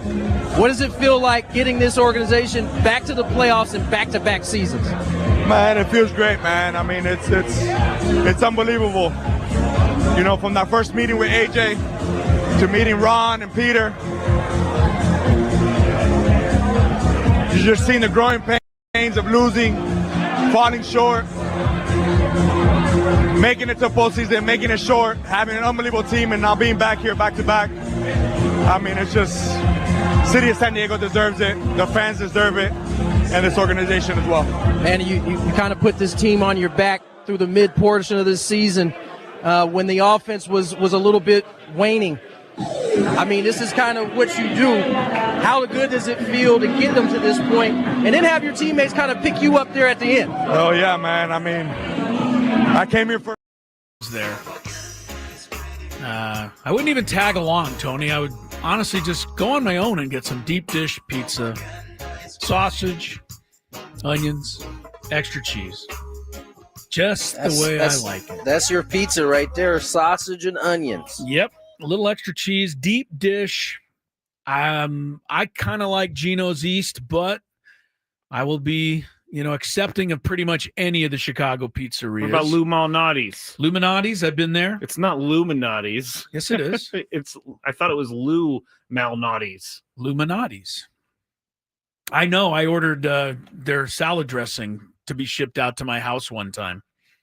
Illuminati's has really good salad dressing. That's beside the point. It's two words though. Yeah, I know, but they say it kind of together, and it sounds like. Oh, I forgot. Anyway, we have a Chicago pizza. Yes, I'm a here. Chicago native. I've been there one time in my life, maybe two. Ever since Chris set me up for failure, I'm like, he's been on a he's been angry all weekend. Tony Gwynn Jr. I looked at the lineup, and I keep looking at the lineup, and I am worried about the 5 lefties in there. Yeah, there's no. Explain that. There's no actual lineup yet. Right, no lineups out there, but I'm worried about the 5. So you're looking at the last lineup. Okay. Yeah, I'm looking at what I expect. I think most people expect to be the lineup. And the other thing that I know Mike Schilt is very doesn't enjoy doing is putting lefty, lefty, lefty, which he kind of would have to do with the way it's set up right now, 6, 7, 8. So I'm wondering if maybe Iglesias gets the call at DH. And O'Hearn plays left field, even though he's only been there 20 games in his career, and you bring Sheets off the bench. That would put a righty in the middle of the lefties. I just wonder if Schilt's thinking about it. Maybe he'll stay up all night, or maybe he's already decided, I don't know. I mean, I don't know that he has left the 3 lefties back to back to back to back other than against righties all season. Now, if he goes with Sheets, I could see him dropping Xander down maybe to kind of break up the 3. Yeah, that's a good call. I mean, or he could start Johnson, who's a switch hitter. He could start Iglesias. Ultimately, again, we know he doesn't want to give, and no manager really in today's game wants to give a runway where there's just all lefties, where they could either have Boyd benefit from it or the lefties coming out of the pen. But either way, it's small potatoes, man. At the end of the day, they're going to have to hit. There's no way around you're it. hitting The Padres, that right up. You're right. Padres' best lineup is with Gavin Sheets in it right now. Obviously we're missing Ramon Laureano, so he's not an option. But that's their best lineup, and whether it's the 3 of them back to back to back, or if you split it up, you find a righty to throw in there so that it's not 3, they're gonna have to hit either way. And so I would just tell you, you might as well just stop worrying and just wait and see what happens, because there's no new answers coming through the door. The same guys we saw the last week of the season, minus Ramon Laureano, are going to be the guys that they're going to go with. Yeah, but I'm a fan, and I have to just worry about the playoffs tomorrow. No, you don't have to. You choose to but worry. I'm going to. Good point, Tony. I choose to. I choose to. Look, that's just the way it's going to have to be. They got to go out there. They got to score 4 runs. They don't have to, but 4 would be great. They won 77% of their games this year when they scored 4. So, yeah, that's the magic number. So that's it seems. Definitely their magic number for sure. Yeah, it has definitely been the case. As far as Pivetta, yeah, he seems like he is going to be. Was he like game mode already today? You said you were able. No, to he was hang pretty out. loose. Okay, good. He was very much like he was when he came on with us the other day. I mean, he doesn't. To me, he doesn't really come off as someone that is like super like. He's always game ready to me. Like even when he is kind of being his version of playful, he still is a very professional, like focused dude. And I didn't see anything different today. I think it's the same. I think he's excited.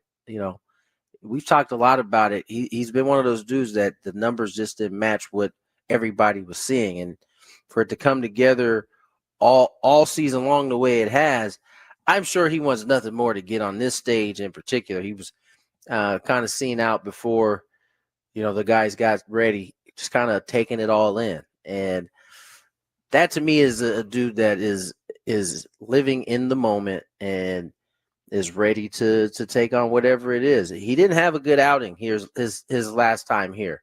I think it was the last game of that series against the Cubs. Right. That's the game we won, actually. But yeah, he didn't pitch well. He didn't pitch well, and he really, I thought, hit the nail on the head. His troubles came really self-inflicted. He walked a bunch of guys that game. He wasn't really commanding it, and that's really how he got himself into trouble here. And so he pitched better, I believe, because it was the same matchup, I think, when the Padres faced him here in San Diego in April. And I just think I think he's up for the challenge, man. I really do. He hasn't really wavered at any point this year. You know, he might have had a bad, an okay one here and there, but he's been pretty solid all season. So Dylan Cease gets the call for game 2. Yes. I'm pretty confident that Dylan Cease can pitch a Dylan Cease game. I know other people, you talk about worry, Tony. That's where I think a lot of the worry is coming from right now. But to me, I don't have a problem with this. And I also, I would go, if it was a winner-take-all game 3, Darvish is my guy. So I'm just assuming Michael King, they didn't feel is right, at this point. And you just got to trust that Cease is going to pitch one of his games. Yeah, man, I think it's Cease he's been better first in the last couple of outings. But then when you kind of match it up against what you've seen from Darv, what you've seen from Michael, and it's really unfair to throw Michael in there because he's only had 4 starts. But that was the time frame they were under. And I don't know that anything changed for those two guys I just named, in Darvish and King, in their last starts. They kind of looked like we've seen them look, in the previous starts that we've seen them. And so, I think there's a couple things at play here with the Padres and going with Dylan. As I mentioned, he's thrown the ball a little bit better his last couple times out. The Cubs struggle with the fastball. That's the other thing. And the one thing Dylan's got over both of those guys we just named is a high octane fastball. And so if he can go out and command it, that is a bonus for the Padres, because that, throughout the season, all of this stuff starts over once you get to the postseason, which we've kind of highlighted, like nothing that you did in the regular season matters. However, what the regular season does do is you do know the makeup and the character of all of these teams, right? You don't go from struggling to hit fastballs to all of a sudden just start being great at it, right? There's 162 games of evidence behind it. And so I think those are the things that are at play with Dylan. I think it was only enhanced by Darv never really getting going the way I think we've grown accustomed to seeing, and Michael really not having enough time to get going the way we saw him go in 2024. And so certainly a nice weapon to have coming out of the bullpen, though, for sure. Tony's in Chicago. Scraby and myself, the Odyssey Palace Studios. Padres Cubs tomorrow, shortly after noon. Fernando Tatis Jr. will step into the batter's box, Tony, and it'll be postseason, and he'll be first up. And I didn't even realize – I knew he was great in the postseason. I did not know the numbers were this staggering for Fernando. In 13 games, to have a postseason OPS of 1,328. I mean, are you kidding?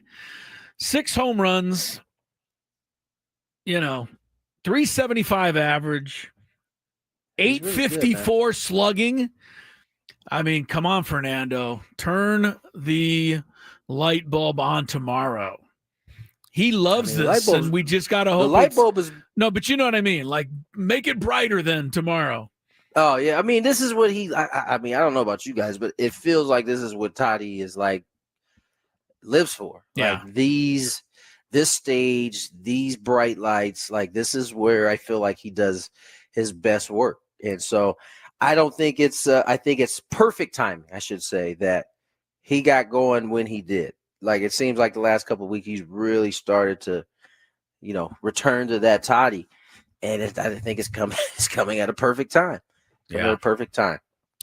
Manny, his career postseason aren't quite the same. Again, it's always a shorter sample size, but in 25 games, he's hit 216 with the Padres, 7 home runs. So he's had some long ball in there. Career says, same, 215 career in the postseason. Can that weigh on anybody's head? Or is Manny, this guy, he's so confident.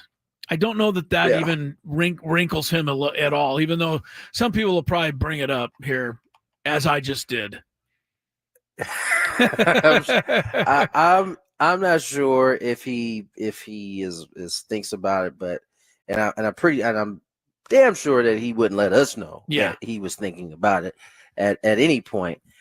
But just given what I know about him, I don't see it being a factor, man. Like, he has a great ability to kind of like compartmentalize, I guess, is maybe the right word. He just doesn't get involved with those type of thoughts, it seems like. And listen, he's human. I'm sure there are times where he's saying, man, I'm not good right now. But I just don't see that being one of them. Like, I think he is more locked in on doing whatever he's got to do to help this year. I think he would tell you that too. Like, those other years, it doesn't even matter. Right now, I'm just trying to help this ball club win, and it'd be great. It'd be great to have. What we haven't seen all year long is Jackson, Toddy, and Manny all going at the same time. We might have had 2 or 3. We certainly have had 1 of 3, but not at any point in this year have Toddy, Manny, and Jackson been going at the same time. It would be, explosive if all 3 of those dudes got going right now. Yeah, I'll take that. I would definitely take that. You'll take it. I mean, we gotta have. I think we all take it. Of course. Yeah. We gotta have. Sammy was telling us about the wind there at Wrigley, saying it was pretty windy. Tony, and you probably played in it. I mean, that can be crazy. I don't know how much Sammy's. I believe Sammy might be new to Wrigley. What today was not windy. Okay, this wasn't windy by Wrigley standards. This is just normal windy. Okay. Listen, I contend that the Padres are probably better prepared than any other team playing in San Francisco as often as they do. Right. With all the wind that they deal with there, but this is definitely a different monster for sure. At least, let me say this: at least it wasn't that windy when the Padres were hitting. How about the Cubs and Chicago and the way that these guys got to deal with their side of the equation here? The Cubs have always been the lovable losers, right? It's been 100 years. They had the one World Series. That was now 9 years ago. I imagine some of the luster that's even worn off. So, what's the vibe like there from the Chicago side? We look at it from our side, but I assume they're facing similar questions and concerns too. Yeah, I mean, listen, they have listening to the questions that were asked during the Cubs portion of things to Craig Counsell was really centered around Boyd and how they got to the decision to go with Boyd over Imanaga, who's throwing the ball extremely well against the Padres. And you just get the sense that they didn't talk unless I think they were a lot more closer to the vest than I felt like the Padres were. Their offense has, in the same way the Padres had, they kind of mirror each other in some way. They both had like lulls where the offense couldn't score. The Cubs struggled mightily to score. And then they got to this last couple of weeks of the season, and both offense started looking different. And so I think in this series it's really going to boil down to can either offense not fall into what they had done during the regular season when they weren't well. I think that's going to be a big factor in this because, as we said, if the Padres can get a lead early, it might be lights out. I like their chances. Give me 4 early, and then I'll turn it over to the rest of the crew. I want you that went 4 runs. early. Huh? I want that 4. Bob Melvin was fired today by the Giants. Yes, That wasn't a shock to me because he was inherited by Buster Posey, right? But Buster Posey gave him he's our manager for next year. Yeah, well, they speech. always say that. I know. I mean, it's kind of they always say that. It's true until it's not. It's true until it's not. Good point. It was true when he said it, and then at some point it became not true anymore, and he had to let him know. I think Bob did a credible job with a Giant team that I didn't think was all that, and then completely looked like they fell apart. And he somehow propped them up to get them back to 500. I don't know. I think I'm more of a Bob Melvin fan than a lot of people. I know you are too, Tony, but that's just the game of baseball. I'm definitely a Bob Melvin fan, but unlike you, I thought they had a good enough team to do better. Certainly, to do better, and they did do better at the time of the year. I mean, they were the team that was for a large part of the season ahead of the Diamondbacks. They were the third team for most of the season, and then they stopped hitting too. It just so happened to be right after that deal for Devers, but they got a good little nucleus there. I mean, Devers is going to be there for a while. You signed up Adames. What will Lee look like in year 3? He's gotten injured back-to-back seasons at different points. They got two guys at the front line of their rotation that are pretty good. Yeah, bullpen's going to have to be addressed for sure. But I'm like you, it wasn't that much of a surprise as the season went on. Seemed like he had saved himself with the good run. Yeah. And then he lost all that grace way they finished the year. Yeah. Kind of just falling by the wayside. Well, the other thing is Bruce Bochy's going to be there next year. I just feel that is certainly once I saw that one pop up, it was like, oh man, that might be too. The stars are aligning. Yeah, the stars exactly, Scrape. They're totally aligning for him to go there. So there was one more manager got let go today. Rocco Baldelli. Yeah, he's gone to Minnesota. But before I let you roll for the evening and start preparing, but your thoughts on our friend Juan Soto and the Mets missing the playoffs? That was, I know, I shouldn't be blaming Juan Soto. The guy was unstoppable all year, but. Oh, look at that, Tony. It's the end of the hour. Yeah. Lucky you. Listen, they, I don't know, man. They don't have an excuse. They had a good team, and they somehow just coughed it up. I don't know. I mean, they're going to lose, sounds like they're going to lose Pete Alonso. So they got some money to kind of spread around to kind of help some of those issues next year, sounds like. Yeah. But Mets fans are happy to hear that Carlos Mendoza will be back, according to the Mets. Yes.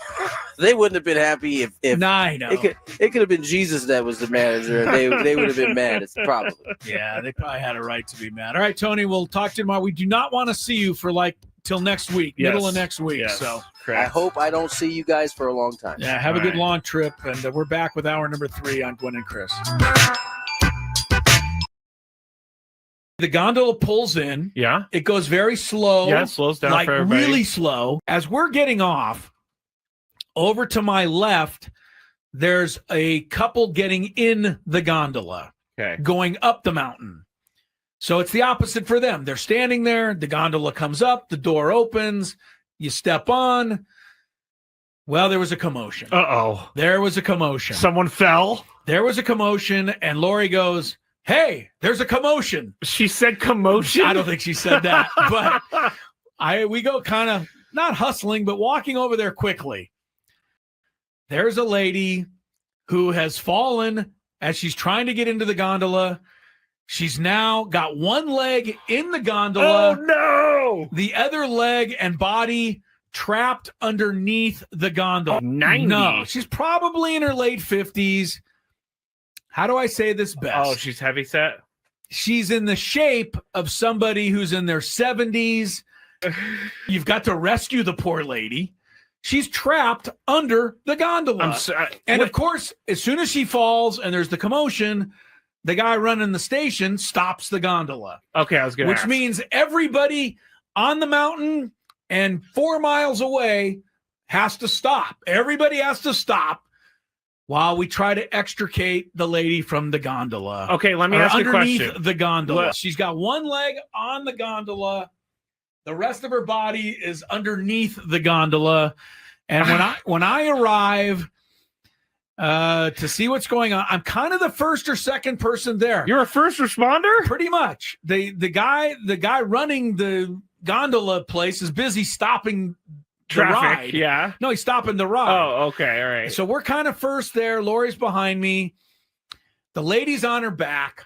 She's looking straight up in the air.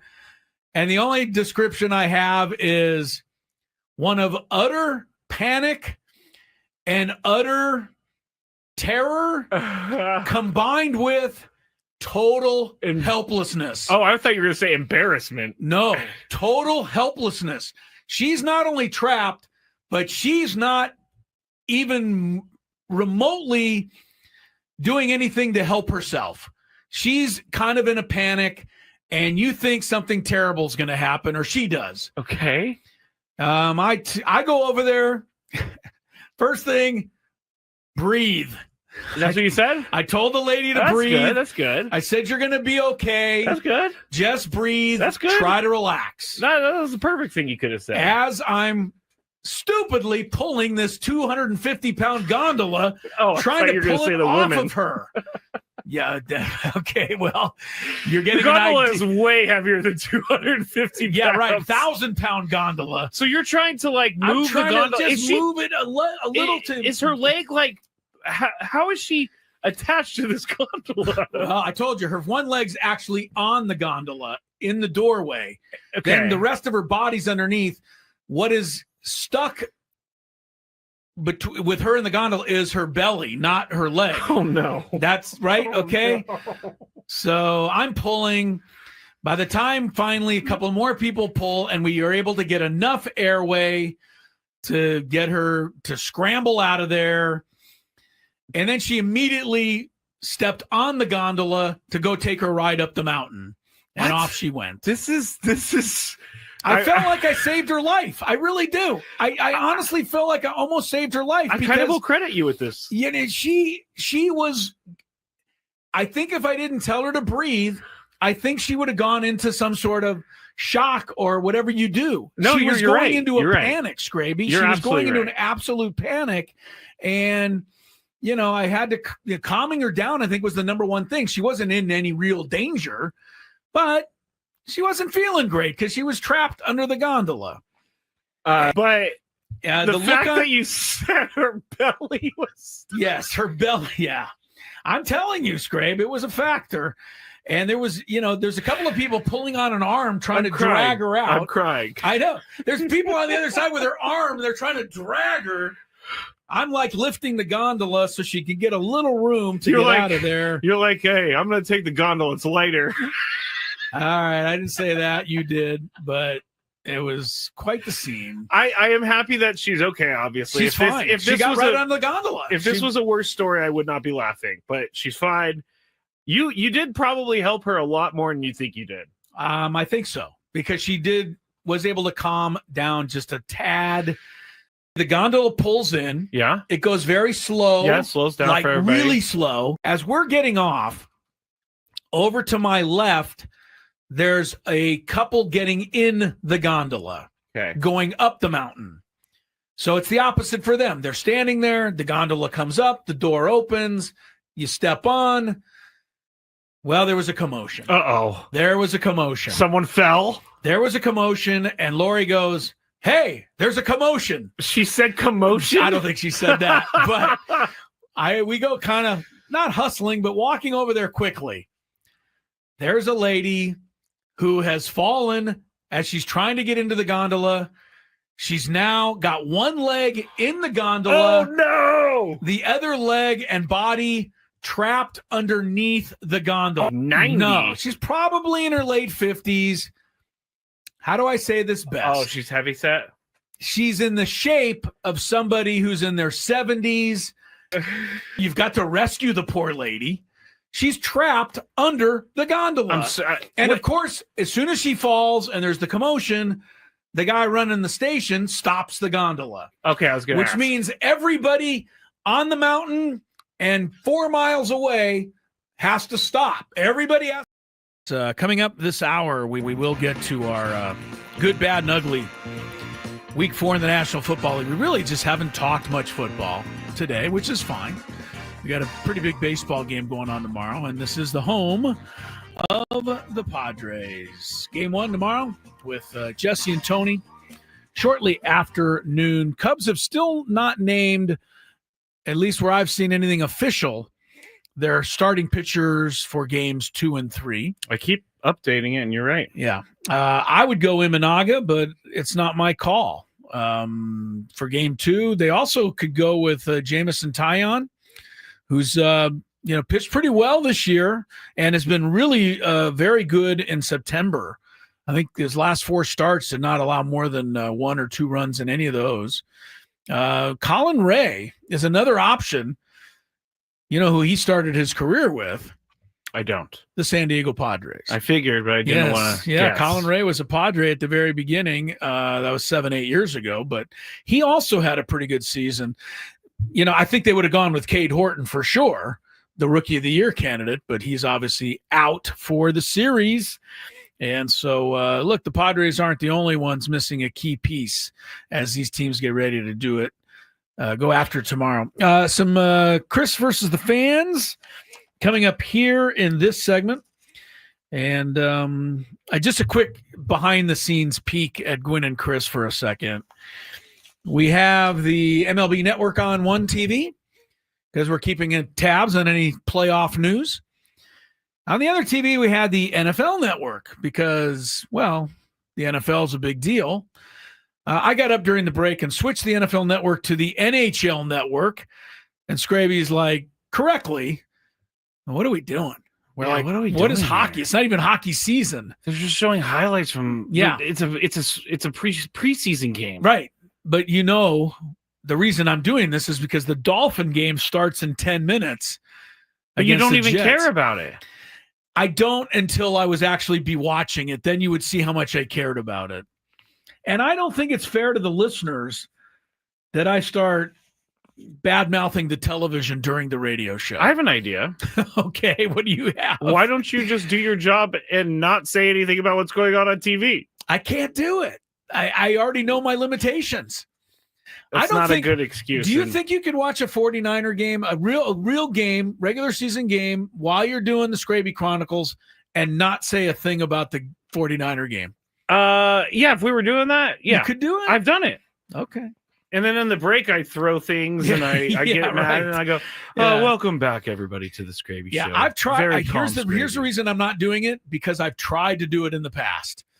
And it just leads to long moments of dead silence on the radio while I'm watching some New York Jet guy run down the field 80 yards for a touchdown. I'll fill it in and tell everybody that you're crying. You can tell, yeah, right. August says you guys were loving the NFL preseason and talked a lot about it. I don't remember loving the preseason. I think we kind of joke about the fact we're excited that it's here, but we don't talk too much about it. We also haven't mentioned today, let me sneak it in there, 6-3 Saturday.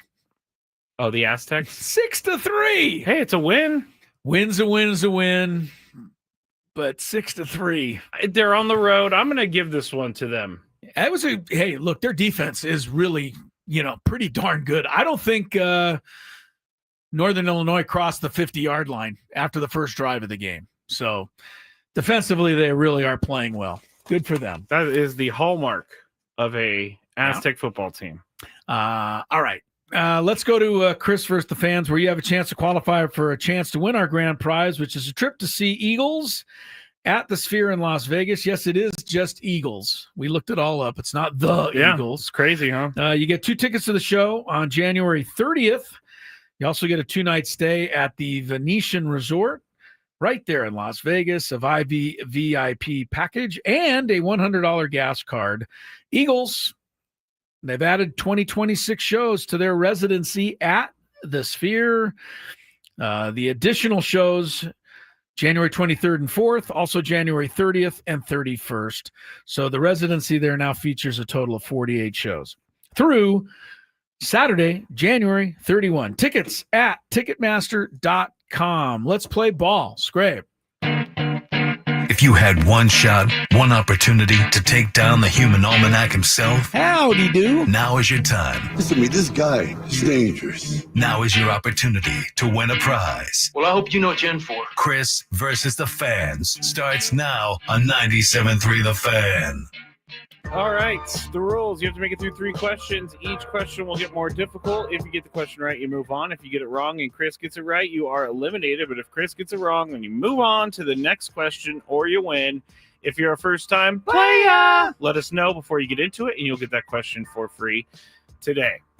All right, I just wanted to say to everyone, yes, I'm in a bad mood. I got a few messages about it. Are you in a bad really? mood, People Scraby? are asking if you're Why in a bad are you mood. in a bad mood, Scraby? He is in a bit of a cranky mood. I don't I'm know a what cranky happened. pants. I'm a cranky pants today. You know, you were here for you if you want to share the dirty laundry.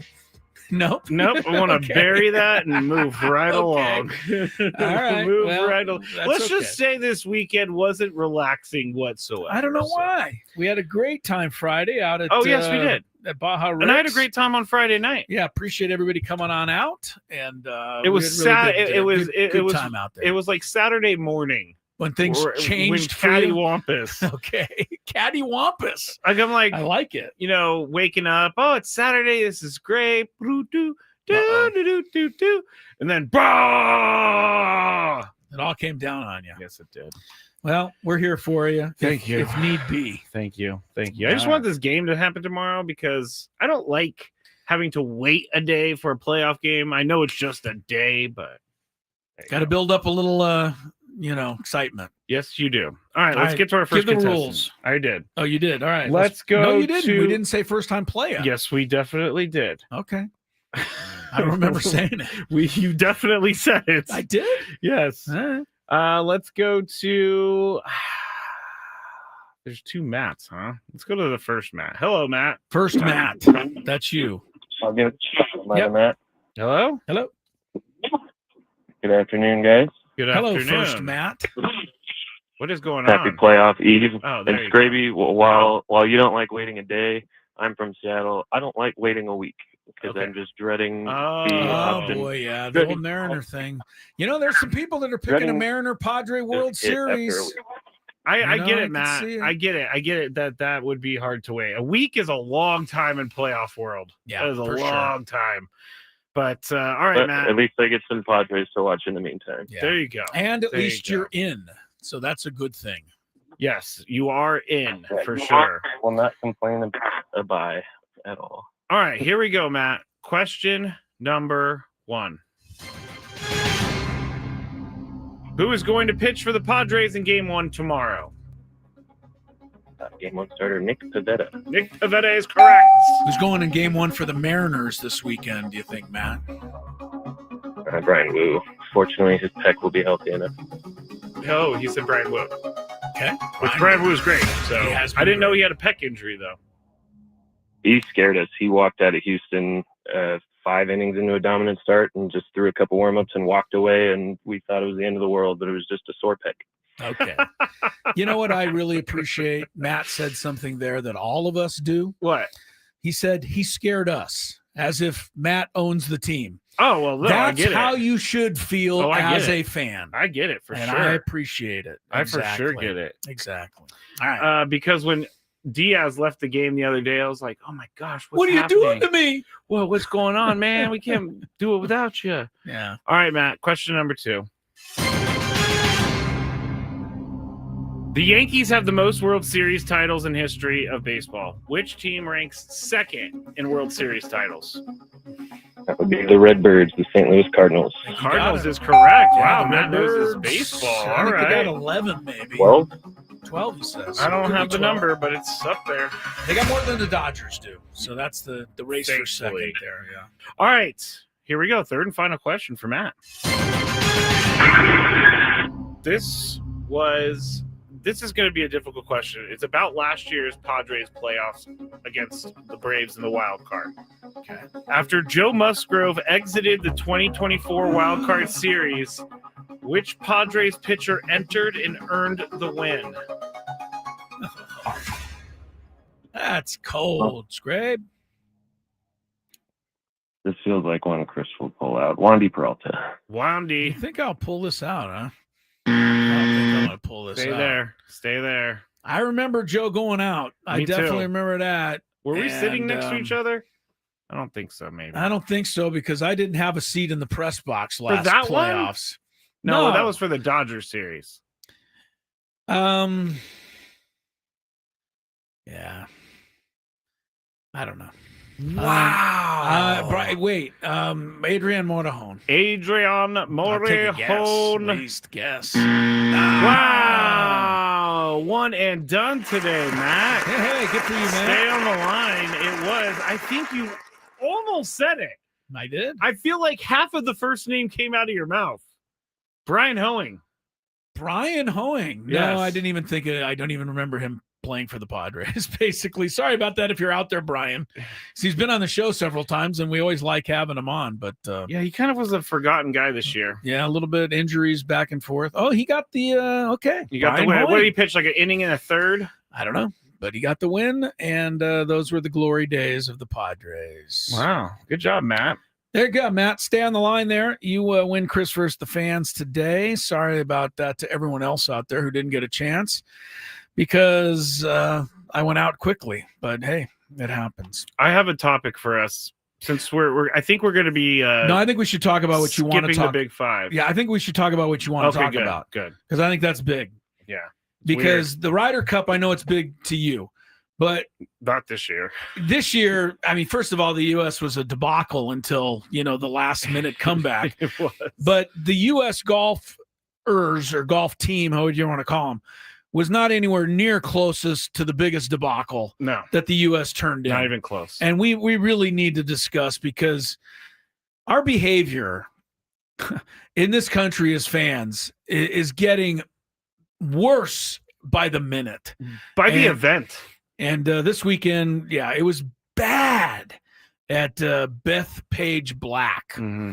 Scraby will scold everybody after traffic. Thank you. Friday time and time for our regular Friday visit. And today we bring in Gavin Sheets from the Padres as the Padres get set to start the 3-game series tonight against the St. Louis Cardinals. Gavin Sheets last joined us at spring training. I don't know if you remember that particular interview, Gavin, sitting out there by the benches, but we were really impressed and we really couldn't wait to see you play. But really at that time, I don't think anybody was, totally expecting what has happened since that time, which is, you having a great season and, putting yourself squarely in the middle of what the Padres have accomplished this year. So congratulations to you and just talk a little bit about, what this season has meant to you so far.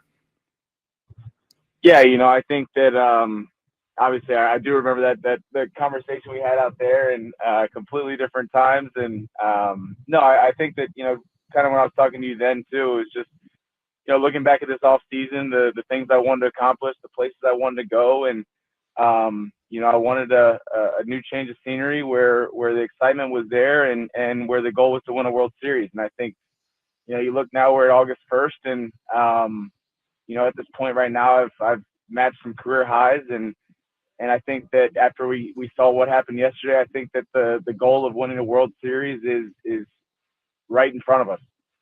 Yeah. Gavin Sheets joins us here, Padre outfielder, DH.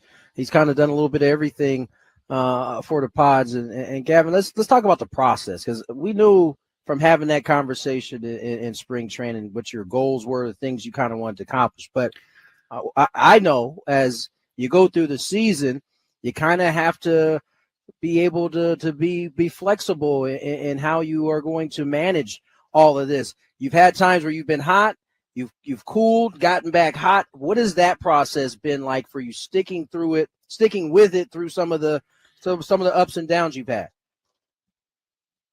Yeah, I mean, it's the beautiful thing of baseball is no matter how hot you are, how cold you are, you got to come to the ballpark the next day and do it again. And, being an everyday guy for the first time in my career has been incredible. And I think you learn how to handle those things and you kind of learn on the fly, and you battle with, soreness and all this stuff that goes on, and showing up to the ballpark every single day and bringing it, and, dealing with slumps, dealing with hot streaks. And I've just enjoyed every second of it. Obviously, The roles might change a little bit going forward, but whatever it is and whatever I need to do, and the goal and the work ethic and all that still stays the same going forward.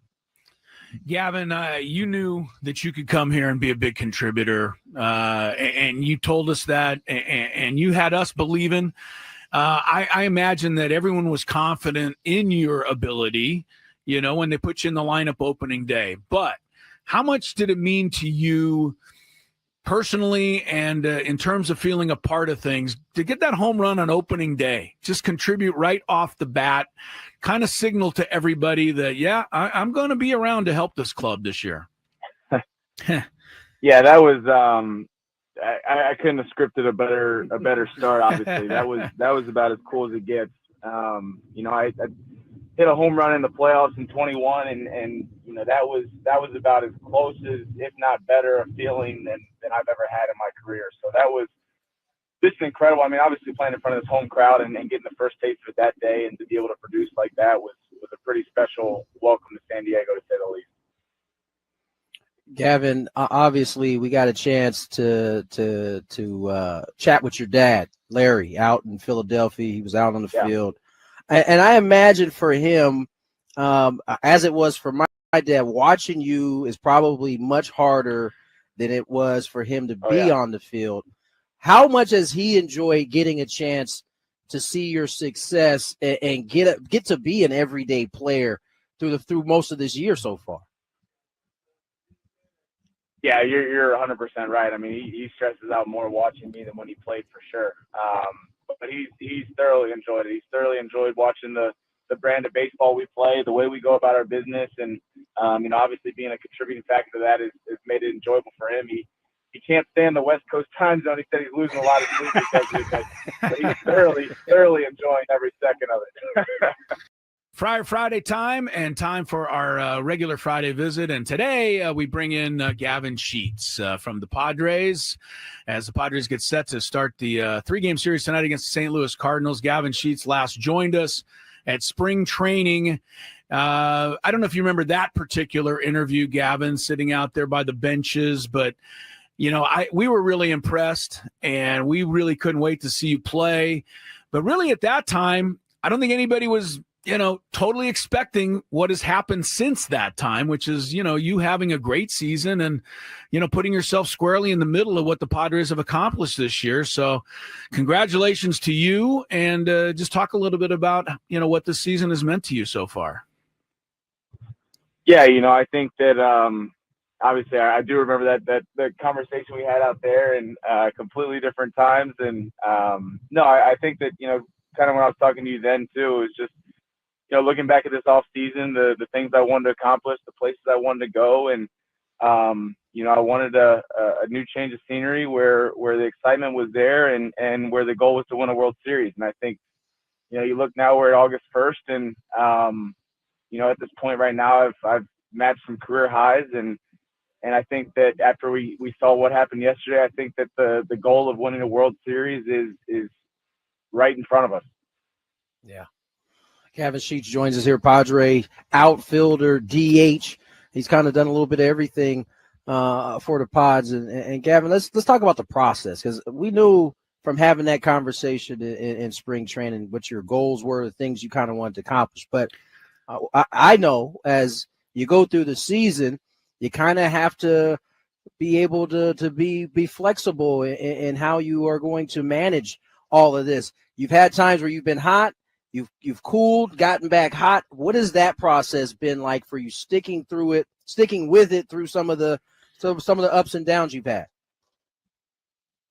Yeah, I mean, it's the beautiful thing of baseball is no matter how hot you are, how cold you are, you got to come to the ballpark the next day and do it again. And being good job there by Matt, the winner of Chris vs. the Fans today. Don't forget, we're on after the game tomorrow. All right. Sam Levitt gets it all started about 11 a.m., right, with the pregame. Of course, Ben and Woods in the morning, and then Braden, and then it's Sammy. And then game time a little after 12 o'clock tomorrow. Sammy does postgame. Scraby and I come in to pick up the pieces after it's all over tomorrow night. Of a win, Chris. Yeah. I hope. That'll be after the game tomorrow, so we'll look for you then. Still to come on the show, we'll finally get a look back at week number 4 of the National Football League. The good, the bad, and the ugly. But right now, it was just ugly at Bethpage Black. And that's the only way you can describe the behavior of the fans. So bad, Scraby, that very few people are even talking about the fact that the Americans, took it on the chin again. I think it's like the 11th time in the last 14 Ryder Cups that the Europeans have won. It's not been great. They came here and they blew it out. I mean, the U.S. had to make a belated rally to even make it look close yesterday. Yeah, that's a score that does not reflect what actually happened. I mean, it was the European. I just think in general, I could be wrong. The U.S. players, I'm sure, will disagree. The European guys just look like they care more about winning this thing than we do. They may. I don't know if it's true, but they may. They have the camaraderie, the celebration, the high fives. It's very important for the European and the U.S. players. is just kind of going through the motions. And anyway, but that's not what anyone's going to be talking about long after this, event is over. Yeah. I mean, the headlines that I'm looking at right now, Rory McIlroy has the last laugh after fans' disgraceful behavior. Bethpage Black comes close to boiling over. Ryder Cup fan behavior at Bethpage crossed the line. Rory discovers whether he'd even want to come back here. Ryder Cup menu has fans losing it at Bethpage Black. This is not what you want. America's Ryder Cup losers were outside the ropes. Yeah. I mean, these are the headlines. Bro, that was a good one. Yeah, it was a good one. I saved that one for last. America's Ryder Cup losers were actually outside the ropes. Ooh, I love that headline. Yeah. And look, I mean, the lead to that story is, this is a good lead too. It says, it was easy to find American losers at Bethpage Black on Saturday. You didn't even have to look inside the ropes. It's true. I mean, come on, people. And look, the article said that most of the fans were great. And this is the way that's true. You got to say that. Most of the fans just loved it. They were there for the golf. I don't know what we can do about the people that are just ruining it for everybody. The profanity, the obnoxiousness, the personalization of the comments. Yeah. Everything about Rory McIlroy's family and ex-wife and girlfriend, whatever it is. Nick Lowry had to be held back. Shane Lowry. I always say Nick Lowry, the old kicker for the Chiefs. See, these are the things I do in my old age. Yeah, Shane Lowry. I had to be held back. Rory was, shut the bleep up. I mean, and I would normally come out against Rory and say, hey, you got to control yourself. You would. But in this case, I don't know what else he could do. These people were just ridiculous. And I don't have a great answer. I know what it was. I just hope that we can, find a way past this stuff. For whatever reason, Chris, and maybe it's since COVID, okay, people have not been able to go to events and drink alcohol at the same time, because there was a whole article on Saturday night that I read with a bunch of pictures of a bunch of people. I think you got the call. You just did. You got it. What? Oh, they alcohol? can't serve beer anymore. No, because just you know what? We can't handle it. It was like The Walking Dead. With this video that I saw of guys that were just so drunk they could barely stand up. There was a guy who threw up all over himself laying down on the ground. Was it my friend Drunk Bronco fan? Yes, it was. Did he make the trip to New York? Yes, it was Drunk Bronco fan. I should have put that together. Yeah. But the whole thing with Rory, yes, in the Ryder Cup, it is a little bit different in golf where you are going to cheer against. Right, you can cheer a little bit. The Europeans. Nothing wrong with that. But when you're starting to yell out stuff to Rory's wife who was there and just saying nasty things about that stuff, and then like the bleep Rory McIlroy chant, like, okay, fine, I get it, but the thing that I don't get, it's not even inventive though, is it? Not. You know what I mean? Like, and let's say this is in New York, so they have the New York sports fan there. Yeah, but that puts a bad light on all New York fans. Because I know a lot of great New York fans who love their sports, love their teams, and cheer as hard as anybody and care. And, unfortunately, these fans give all of them a bad name. Just like if this event was in San Diego, right? People would say, oh, you're San Diego fans. And I would say, no, that's not San Diego fans. That's a few people. I think you got it right, Scrabe. we got to be getting closer and closer to no alcohol, especially maybe at a golf tournament where the fans are right out there walking the course with these guys. Lowry and McIlroy, based on what I'm reading here, needed a police escort to finish their round the other day. Yeah. Come on. What is going on here? People where guys are feeling, to, like, throw things. Yes, people are feeling, nervous and scared out there. You're going to have to take the alcohol away. And that will never happen. Because too many people make too much money off of the booze sales. And I think, let's call out the sports themselves, not just golf, but let's call out the NBA. Let's call out baseball. Let's call out the NFL. Would they be willing to actually do this at the risk of losing some people coming to the games who might say, well, I don't need to be told I can't have a beer. For the betterment of society, they should. Yeah. Because I saw another massive fight at Levi's Stadium yesterday during the 49ers fights are game. so bad. And at this dude fell, now. Chris. Yeah. To the point where he almost fell over. And I that's know. going to happen. Someone's going to fall like that Pirates fan did and going to really, really hurt themselves. Drunk Bronco fan, we made fun of that last week. And if you want to go back last Monday, I had the photo up of the guy who fell next to us in the stands at the game. Here it is again for everybody. Yeah, putting it up. Thank you. But that was tame compared to some of these At things least he was that are sleeping. Right. Yeah. But that was tame compared to the things we see at sporting events now. And unfortunately, we're getting just almost so used to it that we don't even pay much mind to it. Like, you could be walking out of a stadium and there could be a brawl and you'd be like, oh, look, there's a brawl. Yeah. I mean, I think the alcohol's got to go. And who's going to be the first league that's going to stand up? What commissioner is going to say, you know what? At the risk of, upsetting some of our fans, at the risk of whatever it might be. And, I don't like being told what to do any more than you or anyone else does. But ultimately here, the safety's got to be for these players, these athletes, the basketball players. You got the WNBA people. They're throwing on the court. Yep. This has got to, somewhere we've got to. That wasn't even this alcohol. off. That was a kid that wanted to go viral. But, I'm just saying. It's all connected. But alcohol gives you a lot of. And before I get messages about, well, it's easy for you because you don't drink. Right. I know. I have said a million times. Yeah. There is nothing wrong with people drinking responsibly. Nothing. Yeah, but I'm not trying to get rid of alcohol because I can't drink. But unfortunately, we're showing we're not able to as a group. Okay, on we Friday can't night, drink responsibly. On Most Friday of us night can, at the but not all of us.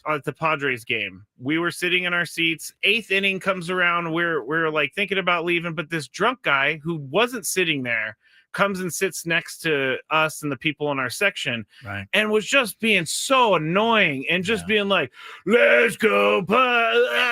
Just screaming. And then we're like, all this, and he even turns around and he's like doing the sway thing, like, "Am I bothering you guys?" And no one said anything, but I just left. You are. Yeah, I just left. Yeah, you are completely bothering us. I don't get that. I don't get why you have to get so drunk at games.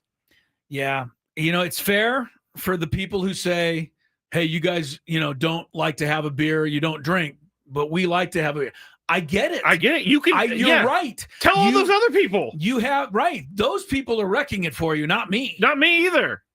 Yeah, it's getting bad, and the Beth page was pathetic, but it's not the only example of this stuff. No. I mean, I'm pretty sure if I asked for the chat, hey, everybody, give me your best drunk fan at a football game story, I bet you most of you have one. Oh yeah. You can say concert, you could say movie theater, you can say anything these days. I mean, I should I compare it? No. Somebody will look at it and go, oh no, you're being an idiot. Kyle says, how about just lowering the bar for removal from the venue? Yeah, but they're having, how many more people security are you gonna hire to keep up with all the things that are going on? I don't know. It really kind of. I went to a Raider game one time, and there were so many fights in the stands. You saw the yellow jacket security people. They were standing there waiting. They were cut too thin. They couldn't stop them all. That's scary, kind of. I mean, you get a mob fighting. I've seen those videos of like European soccer where I know. people get I hope crazy. this something like that never happens. I don't know. There has to be some accountability from the fans, and unfortunately, all of us are the fans because we can't control what everyone does. If somebody has a better answer, I'd like to hear it. August says 2 middle-aged guys at Petco when Detroit was in town. Was that a couple years ago? And they yelled the whole game, Los Tigres, about every 3 minutes, which is certainly annoying. It would have been worse if they would have started doing the Macarena up there or something. Los Tigres. Anyway, bad line. Not the first time that's happened. More Gwynn and Chris coming up. Ben and Woods.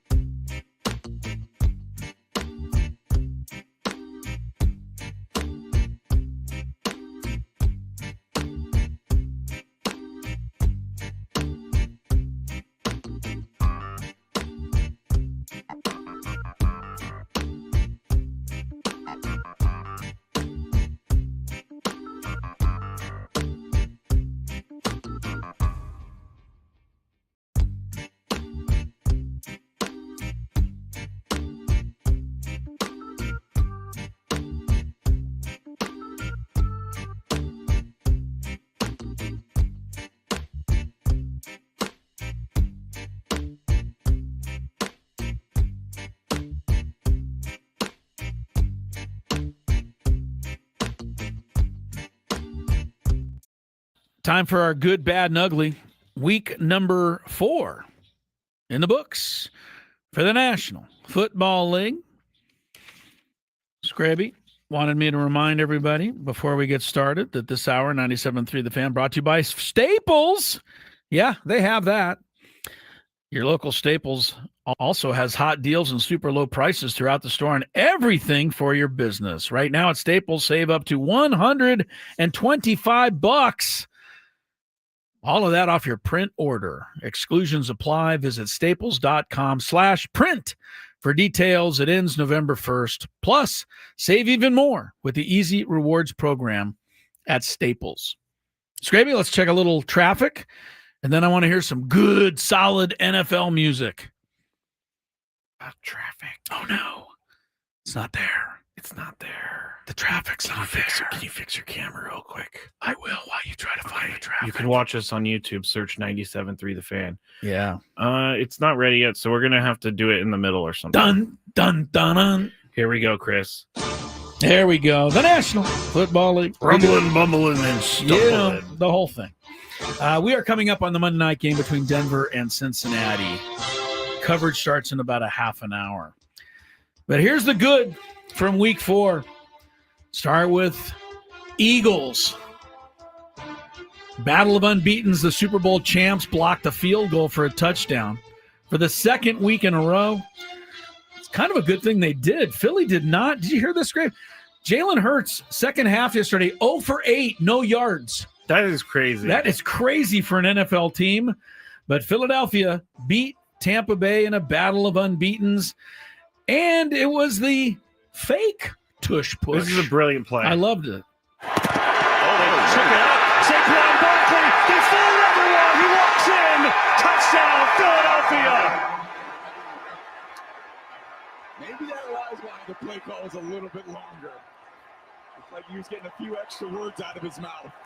Tom Brady thought he sensed something there, but, it was the tush push. But finally, they did something off the tush push and handed off to Barkley, and he walked into the end zone. Walked in. Now that they're doing that, you got so much to think about. it. Would you rather be a defense trying to defend that or be a hitter wondering if a fastball or a changeup I'd rather is coming? be waiting for the fastball. The tush push is unstoppable, and the Eagles are 4-0.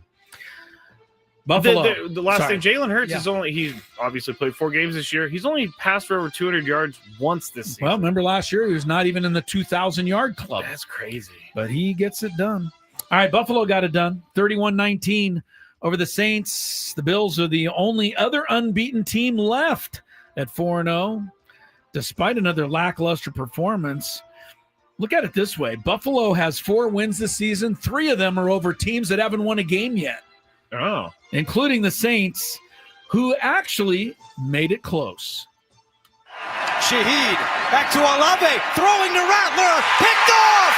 Cole Bishop on the return and knocked out of bounds. That interception saved the game for the Bills. It did. Chris Olave was running the Saints special. Yeah, It was the same play the Eagles ran in the Super Bowl where you ended up throwing it to the quarterback, but Buffalo intercepted and hung on for the victory because I think it was only a 2-point game when that play happened. It was close, yes. Yeah, Chris Olave trying to throw the TD there. I get it. You're the Saints. You have nothing to lose, but you were close enough to actually run a real play. You do have Alvin Kamara. Yeah, give him the ball. All right. Kansas City over Baltimore, 37-20. Sorry to all of those who wanted to toss dirt on the grave of the Chiefs. They looked pretty good yesterday. Mahomes, 4 touchdown passes, including this one. Rolling out, flinging it. Pacheco finds his way to the end zone and a Kansas City touchdown. And Patrick Mahomes has just thrown his 250th career touchdown pass, the youngest to ever reach that milestone. Yeah, I'm not surprised, Jim Nance. Mahomes and the Chiefs rolled here, and Lamar Jackson left early. Hamstring injury. They haven't given us an update on him today, by the way. People are waiting for one, but Baltimore's not giving one. He is my fantasy quarterback. Yeah, you need to know. Ravens are 1-3, and they've allowed more points than any other team in the NFL. The Ravens have. Yeah. Long gone are the days of great How about Ravens that? defense. All right. And they're also very injured. They are. That's part of it. But that's the good. Here's the bad. Sorry, Scrape. All right, we're going to re-talk about this, and I'm going to be nice. All right, we'll talk about this. We're not going to get into the whole thing with Liam Cohen. I thought that's what we'll leave it alone. If you want to read about Robert Saleh's comments, go find them. I would like to say that the article that I read was false reporting. Yes, you saw from. one. I'm even going to call him out. The Sporting News. Yeah, had it that Robert Saleh was the one yelling everything, right. and I was calling Liam your Cohen. attention to something that was in another article. Yes, that was a little. Anyway. Do I? Okay, let me just say this, Chris. Do I like that someone tells someone they're going to mess up their life? No, that was I really don't. harsh. I don't like that. I'm not a fan of that. I like to act like you've been there before, but also, Saleh didn't say anything bad about them. And he also just lost the football game. So he was in a mood after the 49ers lost the turnover battle 4-0, gave up a punt return touchdown. And here it is that helped pave the way for a Jags upset. 50-yard punt sends Parker Washington back. He's got a punt return touchdown in his career, and he's got an alley, and he might have his second. 96 yards last year against the Patriots. He's going to house this one. And the Jaguars get the score in special teams, 87 yards. 49ers really dominated the game, but you can't turn it over 4-0 and give up a punt return. No, you can't. And Brock Purdy's toes hurt. Yeah, he's questionable for the Thursday night game against the Rams. So it's a bad night for the previously unbeaten, bad day for the Niners. Last thing, the punter on that play for the 49ers, I was impressed because he almost chased this dude Gave it down. a shot. And they clocked him on the next-gen stats. The punter was running 20 miles an hour, which is like one of the fastest players on the field in that moment. Well, maybe didn't get him, but maybe still. Shanahan needs to put the old fake punt play in next week. Ooh. Also in the bad category is the Colts. They lost their first game in LA to the Rams, and I'm sure you saw this play. I mean, I'm so tired of this play. Oh, I mean, you got to stop doing Was this. it Mitchell? Yeah, Adonai Mitchell racing down the sidelines for a 75-yard touchdown pass. Reaches the ball up to celebrate and fumbles it at the goal line. Didn't he learn? His teammate Jonathan Taylor did the same thing last year. He didn't let it go too early either. He just lost the handle on the football. I don't know. These guys I mean, you've got to be kidding me with this happening. It was a touchback. Yeah, right. You lose it all.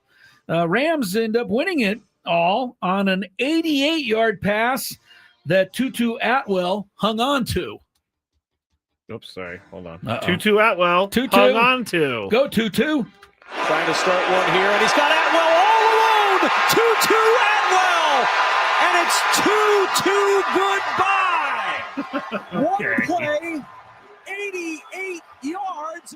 I might have gone 2-2 to the house. Oh, here we go. But anyway, the Rams beat the Colts. Did he go 27-20. 2-2 on the way to the end? He could have. We don't know. Rams and Niners play Thursday night up in LA. Both teams are 3-1. And speaking of 3-1, the Chargers fall into the bad category. Come on. You knew this was happening. It's the Chargers, people. Jim Harbaugh doesn't matter. Justin Herbert, they can't be beat. Best defense. They do have an injured offensive line, though, and that was a problem yesterday. Herbert was getting sacked and running around, but still shouldn't lose to a rookie making his first start. They enter the backfield with a four-man rush into Herbert. Batted down, picked off. Look who's got it. The big man, Lawrence. The quarterback can't get him. Inside the 5. Interception. Giants goal to go. Sexy Dexy. That was the D lineman. Yeah, picked Dexter that one Lawrence. off. Great play. It was. Really a great play. Herbert barely completed half his passes through 2 interceptions. And Dart, no mistakes, no fumbles, no picks. Scored a touchdown. That's a pretty good start for him. Yeah. 21-18, G-Man. Although his first, and he's not going to care, but his first ever passing touchdown is a little flick forward to the tight end. Yeah, those whatever. I know we've talked about it. We've talked Should it be about a changing the passing rule touchdown? on that, but Yeah. they're not going to do it.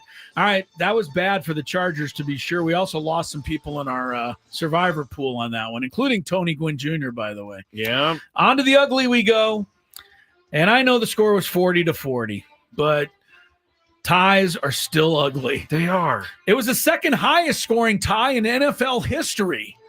The Pack and the Cowboys. Now, the Cowboys won the only other overtime game this year, 40-37 over the Giants.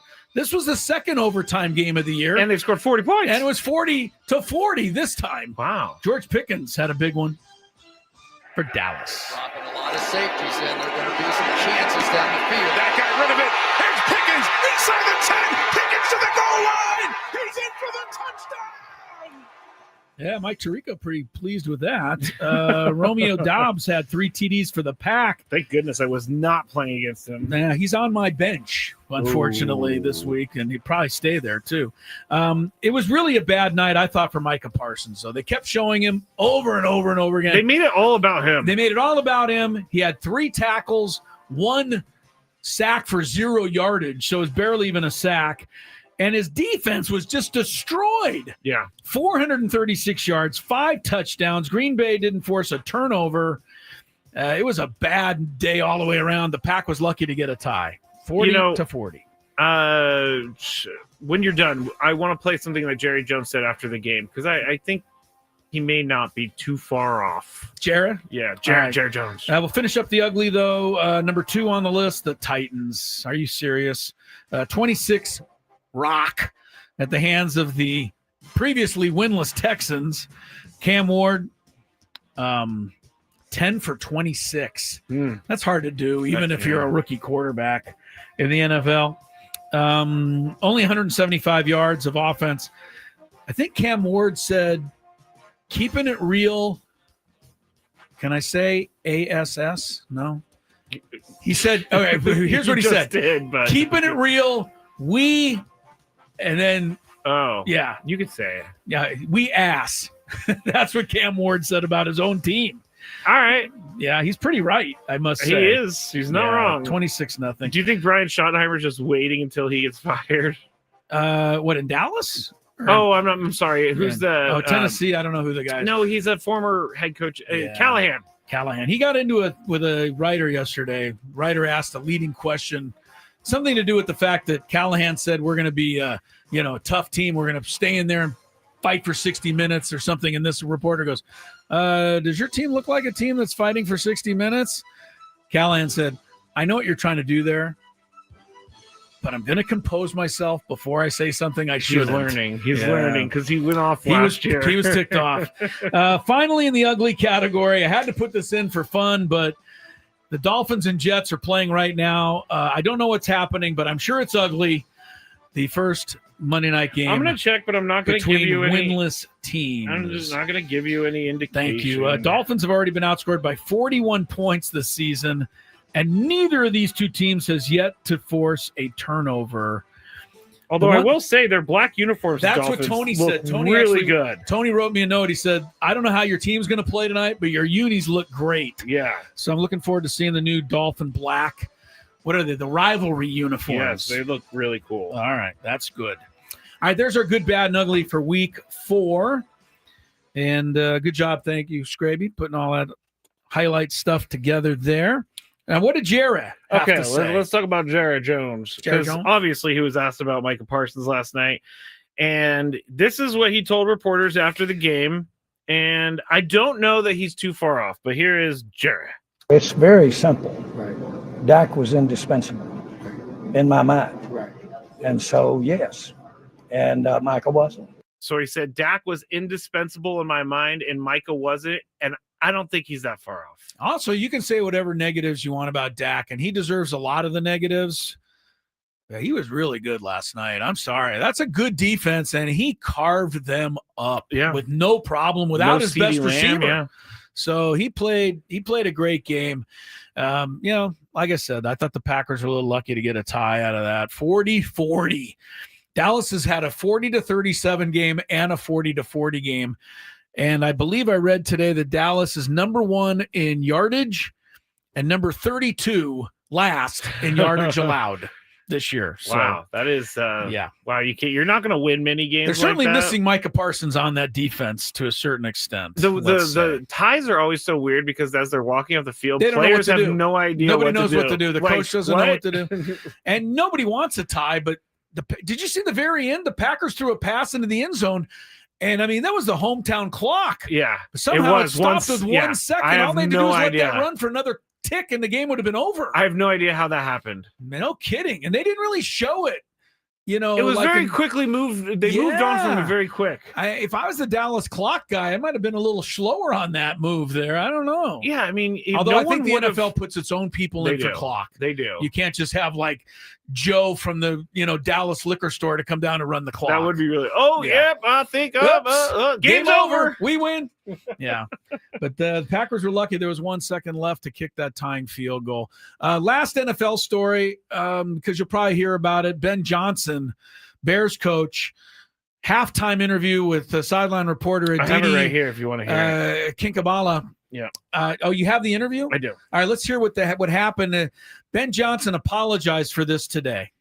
Your offense has struggled to take advantage of those takeaways. Yeah. Okay, so what did you tell them to get things going? That it wasn't our brand of football. We're capable of a lot more, and so we're hitting the reset button here at halftime, and we're going to come back and establish our identity here in the second half. So you need to change what you're doing. I don't know. You think so?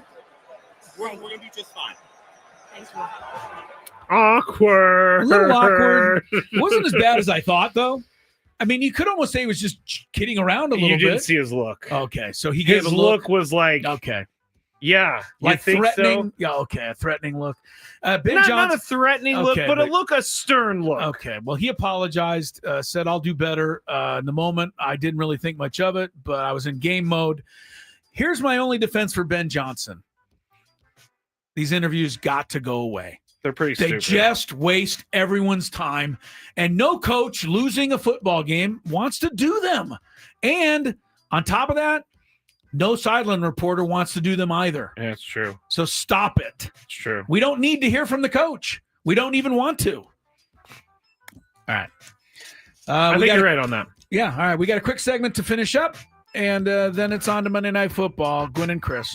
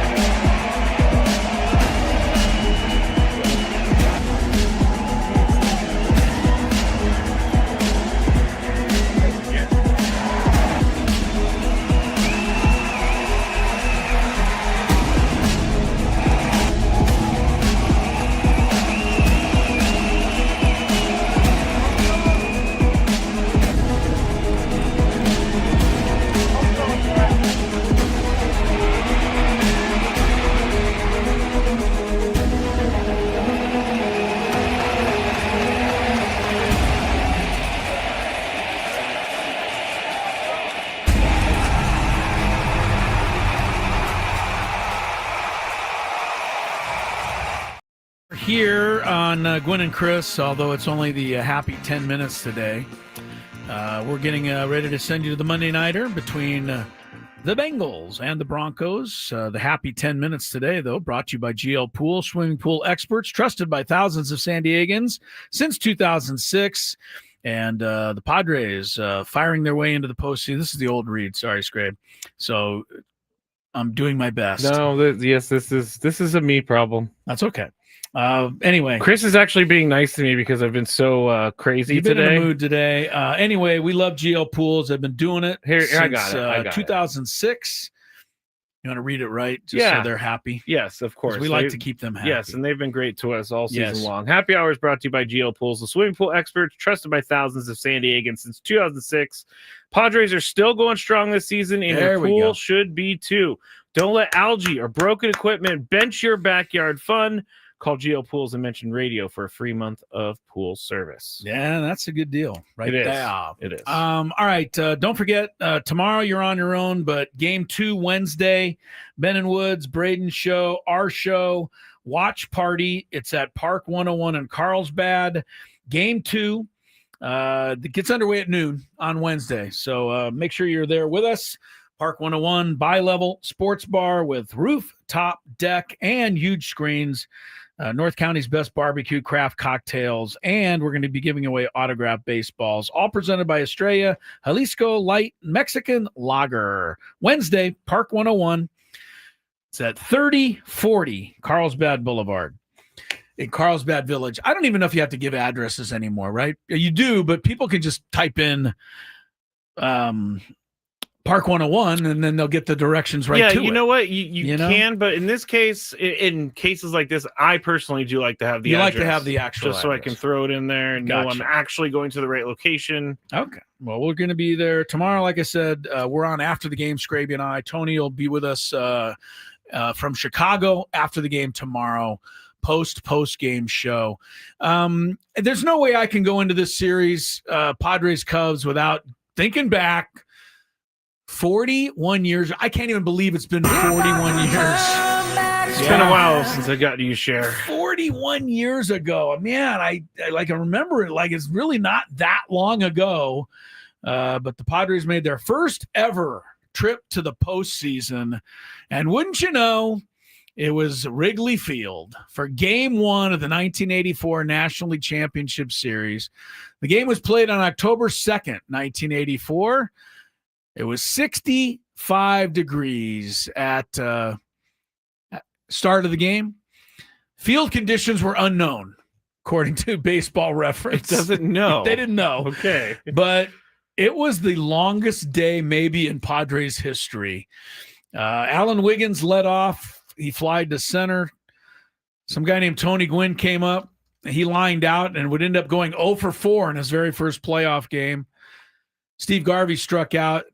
And then in the bottom of the first, Eric Shaw took the mound, and Bob Dernier on the second pitch of the game for the Cubs homered. And it was all downhill from there. Gary Matthews hit 2 homers for the Cubs. Ron Say, the Penguin, hit a homer for the Cubs. That name. You did. He kind of waddled around the bases like the Penguin. Okay. Thus the name. All right. And Rick Sutcliffe, our guy Sut, also homered for the Cubs. Yes, the pitcher. I didn't want to be an idiot and say the pitcher. Yeah, he homered as well. He pitched 7 innings. Sutcliffe did, allowed 2 hits. Final score, nothing to remember, people. Cubs 13, Padres nothing. That was the very first playoff game in Padre history. The Cubs would win Game 2 the following day, although a little closer game, 4-2. But, of course, the story would have a happy ending. So they'd come back to San Diego, where the Padres would take Game 3, 7-1. Thanks to the Garv, they'd take Game 4, 7-5. And, of course, they win the finale 6-3, beating Sutcliffe, rallying from a 3-0 deficit. Tony's dad had the big hit in the middle of the game-winning rally. A screaming ground ball that bounced past the ear and glove of Ryne Sandberg, scoring Alan Wiggins with the go-ahead run. 6-3 Padres. The Goose got the final out, and the Padres went to the World Series. And the big thing, I don't know if you can call this up, Scrabe, and maybe I just was thinking of this today. I only see if there's even a picture. But the big movie in 1984 was called Ghostbusters. You remember that movie, right? Are you acting like I've never? This is like one of my favorite movies of all time. You probably didn't know it was 1984. I knew it was in the 80s, but not 84. Okay, 1984. That was a big movie. Well, I want you to type in Google or whatever, Cub Busters. These T-shirts, and then go to images. These T-shirts were everywhere that week in San Diego. The Cub Buster T-shirts. Also, apparently someone on Etsy is trying to sell these right now. I bet. Yeah, they look pretty good for 1984 graphics. Yeah, that's not bad. Not that bad. No. So anyway, maybe we should all find our way to get a couple of Cub Buster T-shirts out for the series this week. Oh, how cute is this, Chris? I just found a Chicago version that says Padre Busters. Nah, no good. Nah, that's a copycat. Get your own. Get your own. The Cub Busters was the big thing in 1984. So that is cool. Yeah, not bad. Anyway, that's what I remember about it. It was great time to be a Padre fan. I do remember on the Sunday when they won at home. It was a day game, obviously, down at the old Murph. And for the rest of the day, long into the night, what I remember is everyone driving around the city honking their horns. Just endlessly all night long. There was no stupid celebration. There was no people falling off light poles. There were no fights. There was nobody beat up. There was no looting. There was just a bunch of people in San Diego having the time of their lives. And let's hope that we get something like that again. I remember in 2022 when they beat the Dodgers, it was a similar feeling downtown. Like there was no one sleeping. It was just honking. It was cheering. It was fun. Well, we're on the verge of hopefully something like that happening this October. It all starts tomorrow. You don't know where it's going to go. But as I've said, and I'll stick with this, it's fun to be a part of this for the fourth time in 6 years, second year in a row. There's never been a sustained run of success like this in Padre history. And, you know, before you think, well, we're cursed and we can't win and all that, remember who you're playing. You're playing the ultimate cursed franchise in the Chicago Cubs. Despite their one World Series, that was 9 years ago, and believe me, that's worn off now in the minds of Cub fans. Which is crazy. Yeah. All right, Scrabe, good work. Thanks, Sammy Levitt and Tony there, of course, in Chicago. Thanks, all of you. Stay tuned. Football's next. But back to baseball tomorrow. Game 1 of the playoffs starts shortly after noon. Sammy Levitt's pregame show at 11.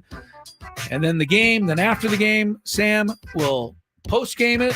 And then Scraby and I will be here tomorrow afternoon to wrap up what we hope is a Game 1 win. Have a good night, everybody. Thanks for tuning in. 97.3 The Fan.